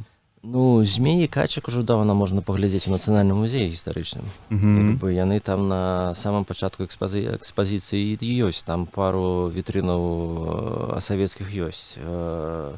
Плануецца, што ў новым музеі будзе крыху болей асаўца, як бы, і болей здолеем прадставіць. Можна паглядзець таксама рэчы з асаўца ёсць у музеі, правильно называется, гісторыя старабеларускай культуры у Акадэміі навук. І можна таксама паглядзець часткова матэрыялы у музейнай экспазіцыі Інстытута гісторыі. Але таксама рыхтуецца да абнаўлення, таму калі хто хоча, трэба паспяшацца, бо можа быць там на год закрыты. Але большасць матэрыялаў большасць матэрыялаў пакуль захоўваюцца ў фондах, таму што яны павінны спачатку навукова быць апрацаваныя, прааналізаваныя, взятыя там узоры, всякія там хімічныя, фізічныя і ўсе астатнія, всякія там аналізы і нават банальнае апісанне. Вось. Ну і зараз ёсць невялічкая праблема з музеямі, бо музеі хочуць там выключна ніштячкі. Ну так. Толькі вот дайце нам толькі змеек і толькі гэтых, а археолагі страшна не любяць разрываць калекцыі. З таго, што могуць з'яўляцца новыя ідэі, новыя методыкі, як той же самы ліпідны аналіз па кераміцы. І таму з пункту гледжання археолагаў калекцыі павінны захоўвацца максімальна ў адным месцы. Ну то бок, калі вы хочаце ніштячкі, там 2 змейкі і 3 там качачкі, то наце вам плечы яшчэ там 500 кілаграмаў керамікі і там 200 кілаграмаў костак. Музеі так не хочуць. Ну так. Бо гэта ўсё месцы, як бы. Таму, як бы, ну, пакуль як атрымліваецца. А у мяне тады такое пытанне, агулам вось за гэтыя ўсе гады нават праз вашы экспедыцыі, ну вось такія ж знаходкі, вось вы кажаце, ніштячкі, іх ж не так шмат. Ці ўсё ж кожны год, ці хаця б раз на 2 гады нешта знаходзіцца такое. Просто я да чаго гэта вяду, я хацеў спытаць, ну гэта насамрэч атрымліваецца такі вельмі вялікі труд, каб чакаць, вось, каб адкапаць і чакаць, пакуль адкапаецца тая самая нейкая, ну вось могілкі вось тых часоў, могільнік нейкі, ці вось нейкі яшчэ адну змяю. Вось, як вы з гэтым спраўляецеся? Ці вы якраз для вас не так важны вось гэтыя самыя вялікія класныя ніштячкі? Слухайце, яны прыемны бонус, але яны не ёсць мэтай. Мы не чакаем, што я вот прыеду на раскопкі, я знайду там змяю ці чалавека, ці я еду проста капаць помнік, працягваць метадычнае ягонае даследаванне, і калі яно з'явіцца, то яно з'явіцца. Ну, класна, супер, балдзець. Як бы прыемны бонус. А так, асноўная праца тут тым, што ты метадычна гэта ўсё капаеш, даследуеш, тлумачыш зверху да нізу, як бы ад паверхні да мацерыка, і гэта аналізуеш. А чакаць на нейкія... Ну, гэта вось якраз пытанне... Тады проста вельмі моцна расстраиваюцца, што яно гэтага не знойдзецца. Так, я же кажу, што атрымліваецца, я пытаю са свайго боку, і вы толькі што пацвердзілі, што вось нават тыя музеі, яны ж чакаюць менавіта такога, што дайце нам самае крутое, і мы быццам бы вось людзі, якія ходзім у музеі, вось таксама такое хочам паглядзець, таму што гэта клёва, іначай там навошта. І вось мне цікава, ну, наколькі там вось кажаце, што вы моцна расстроіцеся, але калі вось вы за гэтага не расстраіваецеся, а проста даследуеце, таму што гэта вельмі важна, і вы разумееце гэта. Ну, то гэта трошкі, ну, іншы ўзровень разумення. Філасофіі нейкай такой. З аднаго боку гэта так, а з другога боку мы капаем асноўным паселішча Савец-2, а яно вельмі моцна разбэшчвае. Таму што зноў жа крыху да методыкі. Калі я яшчэ падлеткам сюды першыя разы прыязджаў, мы капалі з бацькам разам, то капалася шуфлікамі, гэта ўсё перакідалася ў вёдры выстаўляліся вонкі ў атвалы, ну і там яшчэ атвал пераглядаўся як бы збольшага. І ў той час, напрыклад, падвеска з зуба жывёлы, гэта было вау, круто, там вот за 66-го скажем, по 2000 год было знойдзена на там, ну, я пакуль умоўна кажу, так з памяці ж не ўзгадаю, было знойдзена там, напрыклад, 30 падвесак з зубоў. І там, вау, яны все такія здаровыя, вялікія, там мядзведзя, там дзіка зубы, там, круто. А пасля мы ўвялі сістэму спачатку прасейкі па сухому, калі ты гэты атвал пускаеш на сіта, а зараз у нас это ідзе прамыўка на соўцы другім. І гэта не вау. Это фактычна шэраговы матэрыял. Мы кожны год з гэтых 2-3 пластоў мы атрымліваем падвесак з адтулінамі зубоў, там пару дзесяткаў.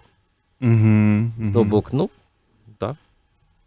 То бок мы крыху асавец другі крыху разбэшчвае ў гэтым сэнсе. Любы тарфяніковы помнік крыху разбэшчвае, таму што так. Яны такія, яны багатыя, яны цікавыя, яны разнастайныя. Бывае ад сезону к сезону бываюць багацейшыя, бываюць менш багатыя. Гэты год у нас такі, якраз такі крыху расчароўваючы за прыроды, таму што ён не даў нам пакапаць асавец другі, бо вада вышэй амаль на метр ад нормы і асавец другі затоплены. Але ў гэтым годзе, калі ўжо так казаць, я настроіўся на меншы вау ад менавіта па рэчах, але ён мне быў гэты год в планах наконт настрайвання. Ён мне быў яшчэ больш цікавы, таму што ў гэтым годзе мы збіраліся даследаваць пласты пераходу ад паўночна-беларускай культуры да ўсвяцкай. Мы ідзем у глыб і ў свяцкі на пластаванні. Яны больш беднейшыя па матэрыялу, яны значна больш беднейшыя па матэрыялу. Там адназначна можна не чакаць бурштыну, там можна не чакаць всякіх там антрапаморфных ці зааморфных розных там фігурак, всякага такога, але інфармацыя пра гэты перыяд і значна меней, чым пра ўсвяцкую культуру, значна меней, чым пра паўночна-беларускую. Там можна чакаць больш, там, даведацца больш пра храналогію свяцкай культуры. Я вельмі чакаў, напрыклад, там пласт перад мацерыковы будзе невялічкі прапластак сапрапелю з прыроднымі чылімамі, которые там просто захаваліся. Яны там не захаваліся, яны там просто раслі. Там быў просто невялікі перыяд, людзі прыйшлі на гэты пясчаны бераг, пажылі там недзе з гадоў, не ведаю колькі, там з 50 папрыходзілі туды, а пасля вада крыху прыпаднялася, можа, на паўметра, і гадоў 300 стаяла. Закансерваваўшы гэтыя все аб'екты, і калі людзі туды прыйшлі, а пасля зноў упала, і гэты торф ацвярдзеў, і ўжо пасля яны прыйшлі на гэты торф і жылі ўжо тут 1500 гадоў. І я вельмі чакаю гэтага прапласку торфу, бо ён мне дасць дакладную дату, калі прыйшлі людзі, калі яны пачалі жыць там далей.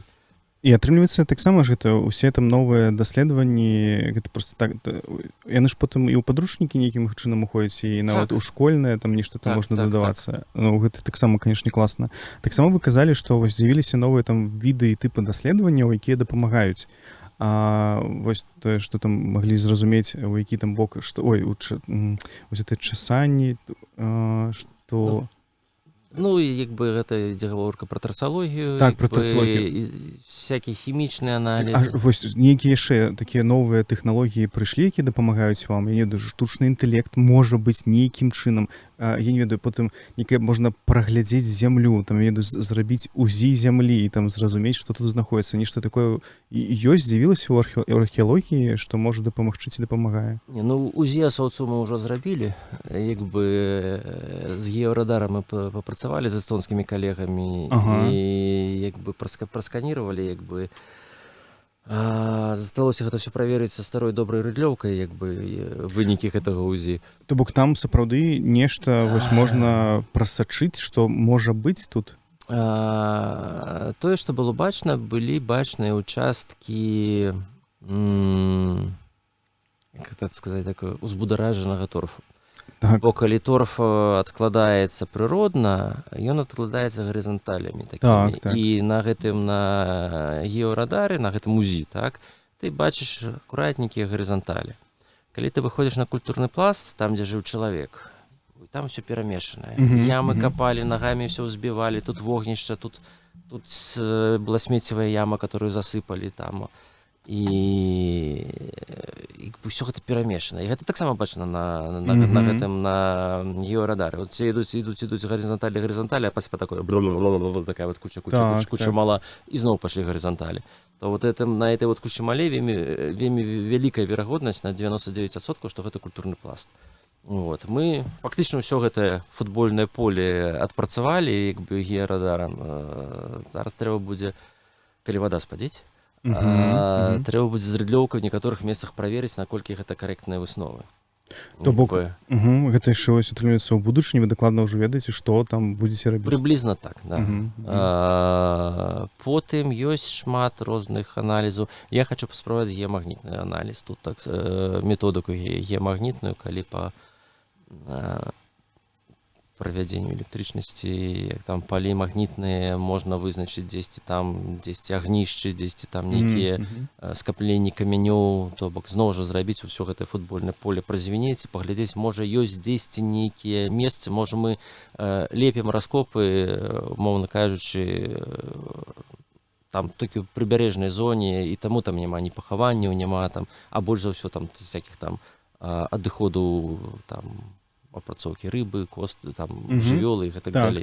Можа быць за гэтага, там цікава так было б зрабіць.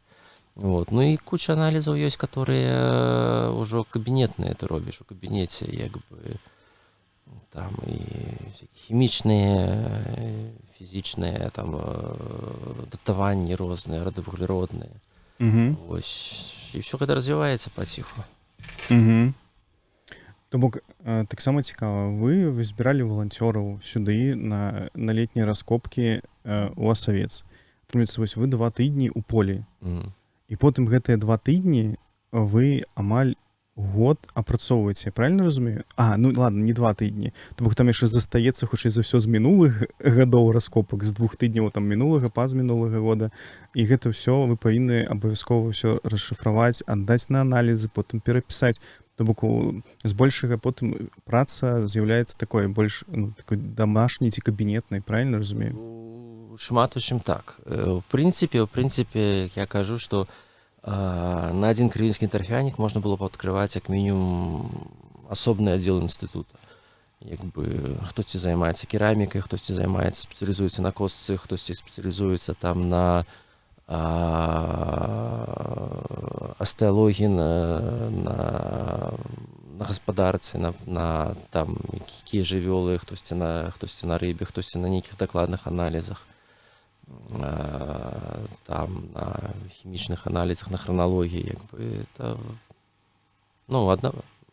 аднаму немажліва. Аднаму проста гэта немажліва.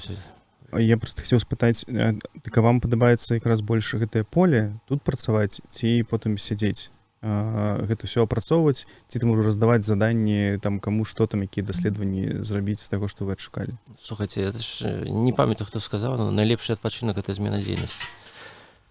Займацца толькі адным это не цікава. Як не цікава, але ты губляеш канцэнтрацыю і стамляешся.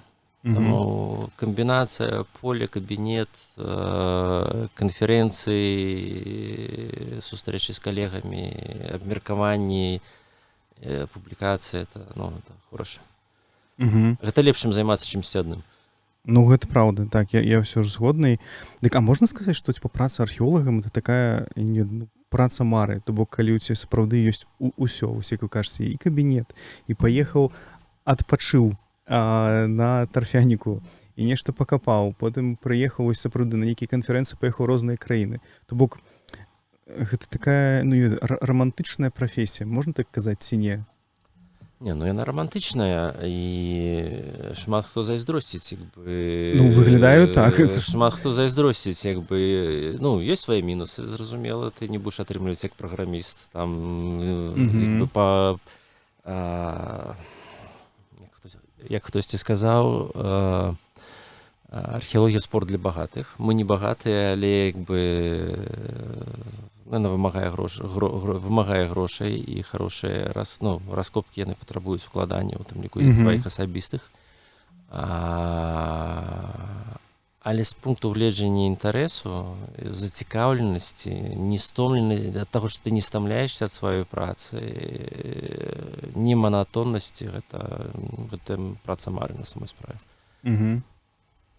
Дык, можам, вы таму і выбралі таксама як У тым ліку.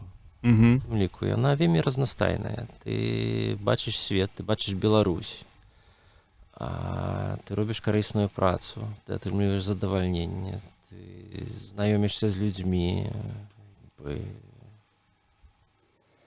не толькі з калегамі, але і з валанцёрамі. Гэта шыкоўна.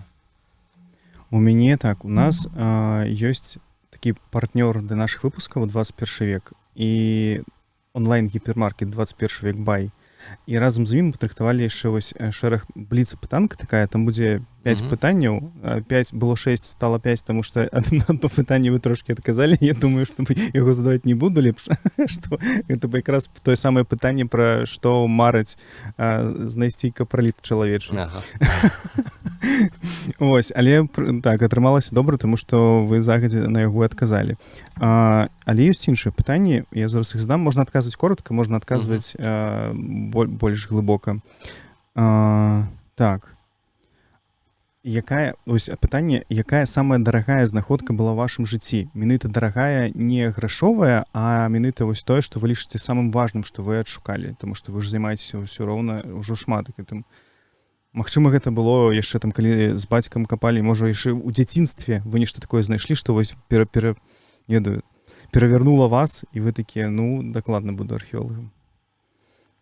Не, напэўна, ўсё ж кі вось тая вось складаная гэтая мультитул той, таму што ён вельмі моцна уразіў мяне, скажем, наблізіў да тых людзей. Просто трымаючы яго ў руках, і вот я адчуў просто вот некае такое як яднанне, як бы ён вельмі моцна падняў узровень тагачаснага чалавека ў мяне ў галаве, просто вот дасканаласцю, складанасцю, прадуманасцю. Там нават гэтыя шыла і клінікі яны могуць увайсці разам толькі з аднаго боку, бо з другі бок крышку вузейшы. І яны пазначылі той бок, з якога яны павінны ўсоўвацца, асобнай нарэзкай кальцавой. Каб не быць. Вот такія чалавечыя дэталі, яна мяне вельмі моцна ўразіла гэта рэч. Просто вот да некага здранцвення, я просто аж замер, трымаючы ў руках, я баяўся там чхнуць на яе на пачатку. Вось, напэўна, гэта самае каштоўнае. Так, вось атрымліваецца, як быццам бы сучасная тэхналогія ў тых, што абсалютна складаная, да гэтага трэба было дадумацца, і яна дасканалая тым, што нават тыя месцы, якія могуць драпацца, чапляцца, яны наўмысна як бы вот загладжаныя, падагнаныя пад работу. Так, ёсць яшчэ пытанне. Калі б не асаўцы, не асавец, што б вы маглі капаць? Магчыма, у вас таксама была думка некалі, што будзеце капаць трошкі іншае, там ці ў іншым месцы, што гэта магло быць? А магчыма, там, не ведаю, замак паехалі б капаць нейкі. Ось, калі б не асавец. Слухайце, жыццё змянілася, жыццё магло б закінуць куды заўгодна. Па храналогіі, слухайце, калі б не тарфянікі, я б мог капаць, дакладна каменны век быў бы, можа жалезны, можа быць ранняе сярэднявечча, але гэта была б Беларусь. Мяне ніколі не цікавілі інкі, піраміды ці там урадлівы паўмесяц. Гэта ў любым выпадку была б Беларусь. Паглыбляемся далей. А калі б не археалогія, то што б магло быць? Магчыма, вы ў дзяцінстве марылі стаць тым самым касманаўтам ці лётчыкам? Ці лекарам, слухайце? Слухайце, мне падабаецца працаваць з людзьмі таксама. Я б мог быць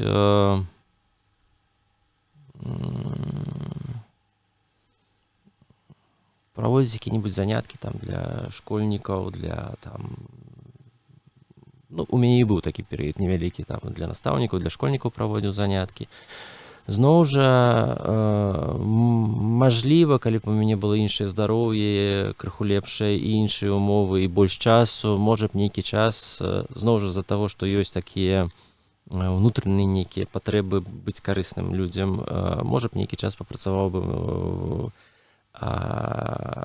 ці в МНЗ, там якім-небудзь там ратавальнікам ці чым-небудзь.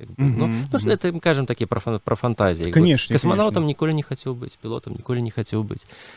Вось. Не ведаю, можа і медыкам, але для медыка так занадта вялікая адказнасць. Я вельмі перажываю, я б не здолеў, як маці кажа, што з табе быў бы хорошы хірург, я думаю, што я быў бы благі хірург, таму што мае б могілкі б мяне б забілі.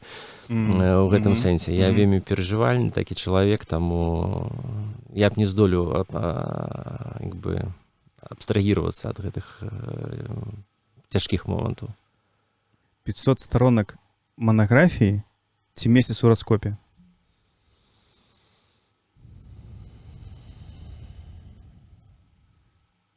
Хорошее пытанне, потому что я зараз думаю над 500 сторонками. І то, і другое. Але ж гэта складана. Ну, ўсё ж 500 сторонок — это неимоверная праца. 500 сторонок не пишутся за один день, яны пишутся там цягам, ну, нармальным адрэзкам часу. Таму гэта не так складана, як падаецца. Ну, там, за год-паўтары гэта можна зрабіць без праблемаў. Месяц у раскопе цяжка. Ага. Тут месяц ўсё ж гэта класна, гэта романтычна, але цяжкавата часам фізічна, і гэта вельмі вялікая адказнасць. Як я кіраўнік экспедыцыі, як усё на мне, я адказны за людзей, я адказны за раскоп, за падрыхтоўку. Гэта выматвае. Гэта выматвае месяц, я не ведаю, ці б я месяц вытрымаў. У мяне зараз пачнецца 3-й тыдзень, я ўжо адчуваю, што такі падстомлены. Ну, насамрэч заўважна, і я кажу, што мы тут патрошкі бывалі з вамі там і туды, тут учора літаральна схадзілі на паўдні, і ўсё роўна ўжо зразумела, там, наколькі складана і цяжка гэта ўсё рабіць. Гэта закладаць шурфы, мы гэта таксама уставім, пакажам, як гэта робіцца. Ось, гэта я разумею. Я ўсё згадаў, як мы дзесь на першым курсе на практыцы таксама вось у гэтай пушчы. Там няма ніякіх дрэў, і трэба вось таксама капаць, і гэта, канешне, так складана. Але дапамагаць трэба, таму, калі што, прыязджайце абавязкова і дапамагайце археолагам. І апошняе пытанне бліца, яно самае простае, яно не звязана, проста кава ці гарбата? Што вы выбіраеце піць? Каву. А чаму кава? Прывык. Смачна. Супер. Яшчэ ў нас для 21 века ёсць падарунак. Chcę паглядзець. Дзякуй. Там будзе шведрык фармату гэта оверсайз, то бок дакладна падыдзе ці вам, ці вашым блізкім. Вось, і шопер, прыгожы шопер, таму так можете паглядзець. У мяне засталось літаральна пару пытанняў. Вось, я задам. Першае, археолагі са сваімі знаходкамі часам могуць іх забраць сабе куды-небудзь і схаваць, таму што яна самая вельмі класна, вельмі спадабалася і не хочацца нікому аддаваць. Такое наогул хаця б жаданне ўзнікае? Узнікае, але так нельга. Ну, я разумею, так. Проста тут вось... Узнікае, зразумела, што гэта як твоё дзіцё, як бы, і ты не хочаш пускаць яго па руках, таму што, ну, бывае ўсякае. Бывае, ты доўга клееш гаршчок з кавалачкаў, аддаеш яго на выставу, а табе прыносяць яго зноў у кавалачках, і ты так думаеш, а я вам больш ніколі не дам нічога, як бы, пасля гэтага. Бывала нават, што ты калегам, которые за межы прыязджаюць, але на ва ўзросце, ты даеш ім рэч, которую ты таксама рэканструяваў, а у іх ўжо там крыху там трасуцца рукі, ён раняе гэтую рэч, і яна разбіваецца на шматкі. Ты зразумееш, што ты зноў склеіш, як бы, але, ну, вось. Плюс бывалі выпадкі, калі старэйшыя калегі, як бы, светлай памяці, калі пасля іхняй смерці папросту не знаходзілі артэфакты каштоўныя. А вот яны дзесьці ў нейкую скрыначку паклалі. Яны маглі пакласці нават там у фондах. Яна можа там і ляжаць да гэтага часу, як бы, але бывала такое, што няма. Ну так, толькі атрымліваецца яны і ты ведаеш, што ён як бы квахтаў над гэтай рэччу, ён нікому не даваў, таму што яна была шалёна каштоўная і вельмі яму важная, і ляжыць яна недзе ў акуратным важным месцы, але дзе яна ляжыць, это трэба, ну, спытаемся ўжо на тым свеце. Акажацца, што яна ляжыць у тумбачцы побач. А іх там часам не хапае менавіта таго, таму што пра гэта думаеце. Зразумела. І такое пытанне. Вось усе там могуць параіць паехаць куды па Беларусі, там умоўна там Брэст, Мірскі замак, а вось археолог, якія помнікі ці якія месцы ў Беларусі вы параілі паглядзець, пра якія вось звычайны беларус, вось як я, мог нават і ніколі не падумаць. Магчыма, гэта, не ведаю, гарадзішча, з якога вельмі прыгожа пабачыць можна раку, ці вось раскопкі ў Асаўцы прыехаць на гэтыя 2 тыдні. Вось што б вы параілі хаця б там, не ведаю, 3 месцы, можа, ў Беларусі, якія вось вы вельмі любіце і якія не для ўсіх? Ну, слухайце, з археалогіяй тут складанавата. Я б адназначна параю паездзіць на раскопкі. Паездзіць на раскопкі, з'ездзіць, ну, зразумела, хвілінка рэкламе ў Васавец, так? Я параіў з'ездзіць да калегаў на возера Селява, на раскопкі выспы. Там таксама, там увогуле шыкоўная камбінацыя, цікавыя матэрыялы і шыкоўнае наваколле. Ну, правда, не тарфянікі.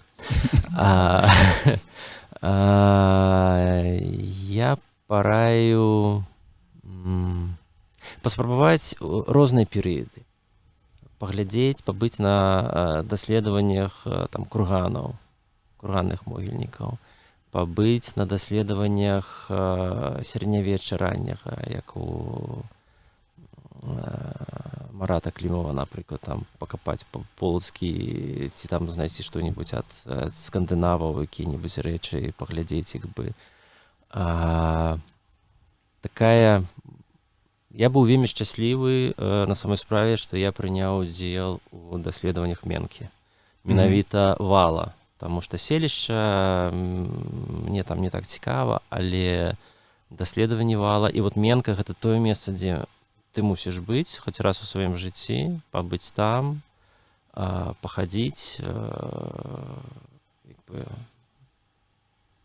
азнаёміцца, там схадзіць у музей, гэта варта, вельмі варта, гэта, ну, класнае месца. Я мару, што калі-небудзь я змагу паваланцёрыць на раскопках гарадзішча на возеры Мядзел, на Мядзельскім, на востраве Замак. Вось, я спадзяюся, што там калі-небудзь яны пачнуцца, гэтыя раскопкі. Вось, я там ужо падпісаны валанцёрам, як толькі чалавек вырашыць, што ён там гэта зможа зрабіць, то я туды пайду. Там і краявіды абалдзенныя, бо і нават проста з'ездзіць туды, паглядзець тут на возера Мядзел, на востраў Замак. Там таксама шыкоўна. Вось. Ну і які-небудзь паўдзельнічаць у якіх-небудзь даследаваннях ужо там архітэктурных, таксама цікава. То бок атрымаць, як бы ўжо калі казаць пра археалогію, то атрымаць увесь спектр даследаванняў, таму што паўдзельнічаць ва ўсіх перыядах, каб убачыць усё багацце, якое яно ў нас ёсць. Бо вельмі часта кажуць, што у Беларусі нічога няма, ні пірамід, ні ацтэкаў, ні мая. Чамусьці да мяне на тарфянік людзі гатовыя ехаць з усяго свету і плаціць вялікія грошы. Была б мажлівасць. Калегі з-за мяжы, калі зараз мне распавядалі, што паказалі мае, ну я там вывешваю інтэрнэт перыядычна, там відосікі, паказалі відосікі з падводных даследаванняў з крывіны 3 з пазамінулага тыдня, так там сказалі, што там ад зайздрасці на сценкі лезлі. Вось, што бок, да. Варта цаніць сваё і ведаць і ганарыцца, таму што як бы больш кайфуюць іншыя, а свае як бы так. А што тут? Ну так, нават ёсць жа гэтыя заўсёды параўнанні, там, не ведаю, беларуская Венецыя, беларуская, ну, то бок, але адсылкі на нешта іншае. А не тое, што там наадварот, і казаць, што у нас ёсць беларускі асавец, і ён проста асавец, а не там, не ведаю, Рым. І вось пра падводныя раскопкі я якраз таксама хацеў трошкі паразмаўляць, наколькі, вось, што гэта такое, што за падводныя раскопкі, але пачаць хацеў з вашай раскопкі, так скажам, ці падняцця гэтага чаўна, колькі там яму гадоў было, вы памяце на гэтую гісторыю? Памятаю. Просто мне цікава, што з ім цяпер, можа, вы ведаеце, і вось, ну, распавесці трошкі пра гэта. Ну, слухайце, гэта якраз быў самы пачатак супрацоўніцтва нашага інстытута гісторыі, нашай падводнай групы інстытута гісторыі і дайверскага клуба «Марскі Пегас». Мы тады якраз заключылі пагадненне, і гэта быў поруч з Жаберскім замкам, гэта быў вельмі такі гучны праект. Гэта вёска Мікалаева і Віўскага раёна, гэта Нёман, там працуе наша калега, яна якраз тут зараз са мной на раскопках. Гэта яе сфера інтарэсаў навуковых. І мы з калегам, калі там былі, атрымалі інфармацыю пра нейкую дзіўную штуковіну ў вадзе, за которую там чапляюцца блёсны ў рыбакоў. Мы туды пад'ехалі, і мы ўбачылі, што гэта штосьці човен, падобнае да човна. І тады была вялікай талакой з вялікай колькасцю валанцёраў. Тады вот мы, Марскі Пегас і вялікая колькасць валанцёраў, мы гэта дасталі, гэты човен. Удалося зрабіць дендрахраналогію для яго, даведацца, калі ён быў сечаны, і прыблізна вызначыць, калі ён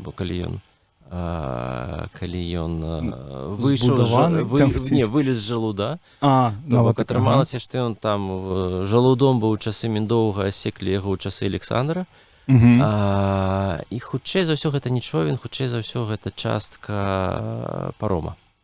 То бок быў шэраг такіх, як чоўнаў, накрытыя насцілам, і яго туды-сюды цягалі. Гэта якраз у гэтай вёсцы была пераправа.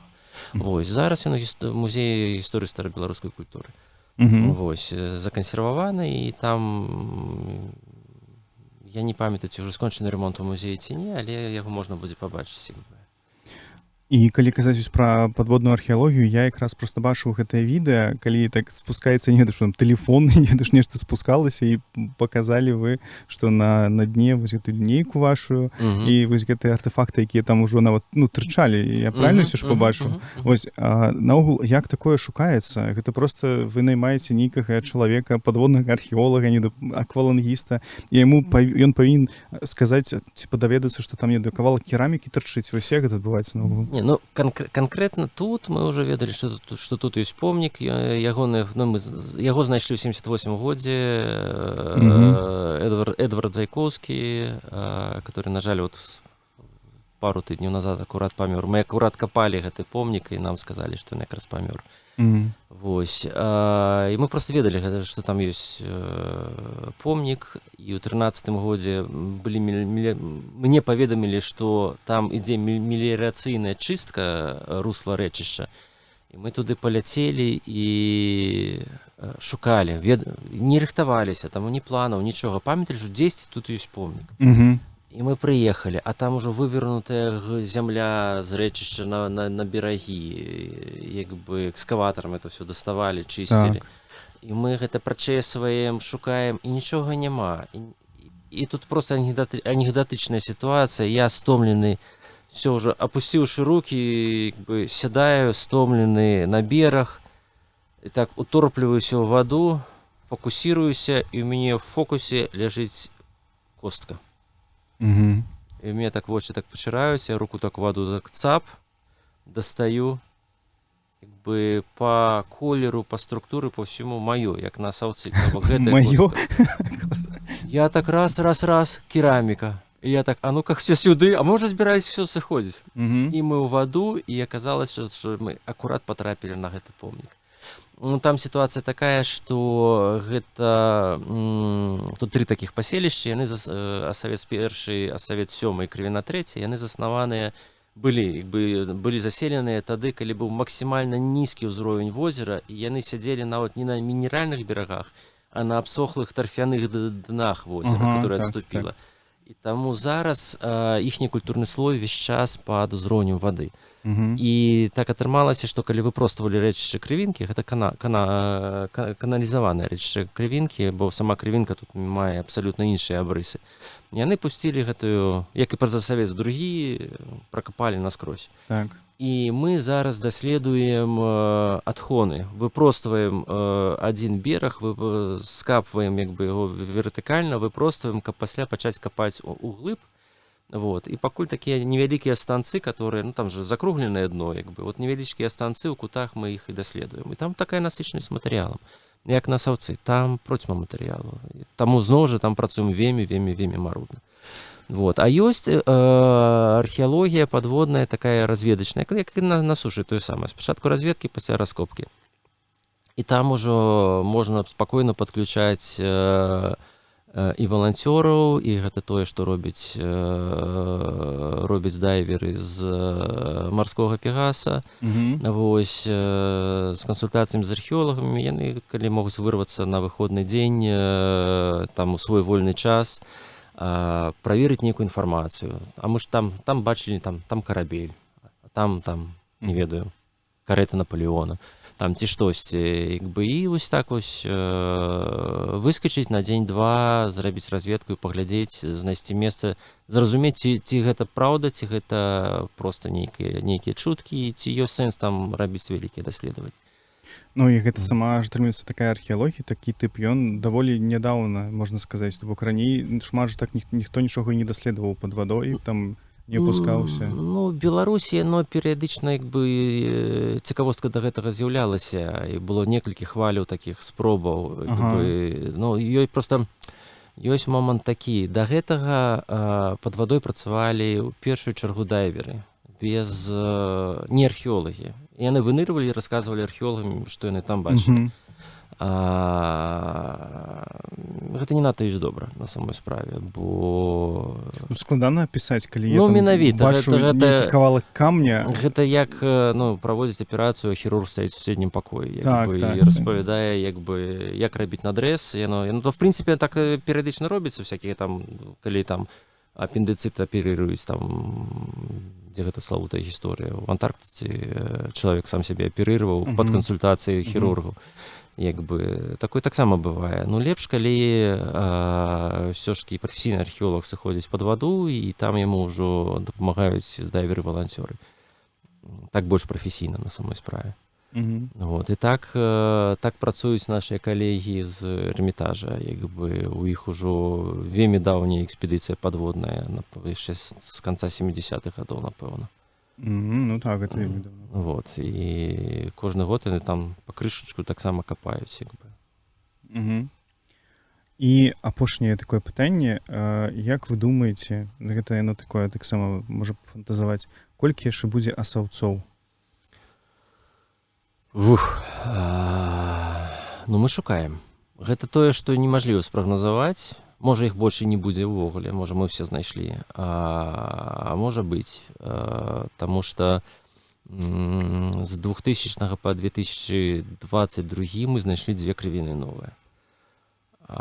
Таму ўсё можа быць. Дзякуй вялікі за гэтую размову. Вельмі цікава, вельмі нечакана, што насамрэч і такія раскопкі, яны цікавыя, і сапраўды гэта трэба разумець і чуць археолагі, і пра гэта распавядае, чаму гэта цікава, важна і што вы тут шукаеце. Вось, таму дзякуй за тое, што патлумачылі, мне, прынамсі, спадзяюся, і гледачы таксама хоць нешта зразумеюць. І самае галоўнае, што гэта сапраўды вельмі важна ў кантэксце ўсёй гісторыі, калі казаць пра беларускія землі, ці не, землі, сучаснай тэрыторыі Беларусі. Сучаснай тэрыторыі Беларусі. Вось, дзякуй вялікі яшчэ раз за размову і дзякуй, што пагадзіліся, што паразмаўляць. Дзякуй, што прыехалі. Дзякуй, што прынялі. Запрашаю на раскопы. Так, і самае важнае, пра пытанне якраз такі вы параілі, я вось тут надзякуваў, але я вось забыўся спытаць. Атрымліваецца, што вы кажаце, што можна прыязджаць на раскопкі на розныя. На розныя, так. Але вось аб'явак, як у Асаўцы, як у Крэве, як на Сяляве, я вось бачыў, што я ўзгадываю адразу, і можа быць там яшчэ Палаты, да? адну... Яшчэ палаты, да? Можа быць так. І ўсё, і больше нічога не ведаю і не ведаю. То бок археолагі, яны недзе хаваюцца, ці хаваюць свае раскопкі, ці проста не карыстаюцца пакуль сацыяльнымі сеткамі ў пошуках, ці ім не трэба валанцёры. Чаму вось так адбываецца, яшчэ хацеў спытаць? Частка займаецца разведкамі, і ім не трэба многа валанцёраў. Частка набірае валанцёраў праз правернае, як бы тэлефоннае радыё, як бы такое, як бы толькі праз рэкамендацыі.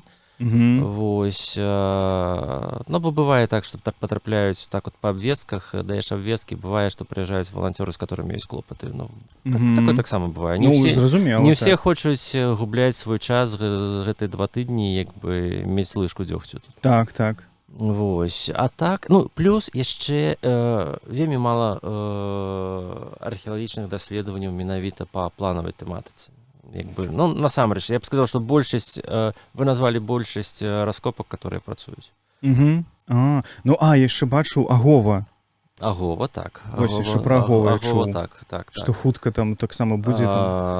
Вот гэта тыя ж самыя мае калегі, которые працуюць зараз на Сяляве, яны паедуць на Агова. Там варта пабыць толькі дзеля даты. Хаця б толькі дзеля даты, таму што гэта ўсё-жкі 400-500 тысяч год назад, гэта вам не 5 тысяч год назад, гэта крышку болей.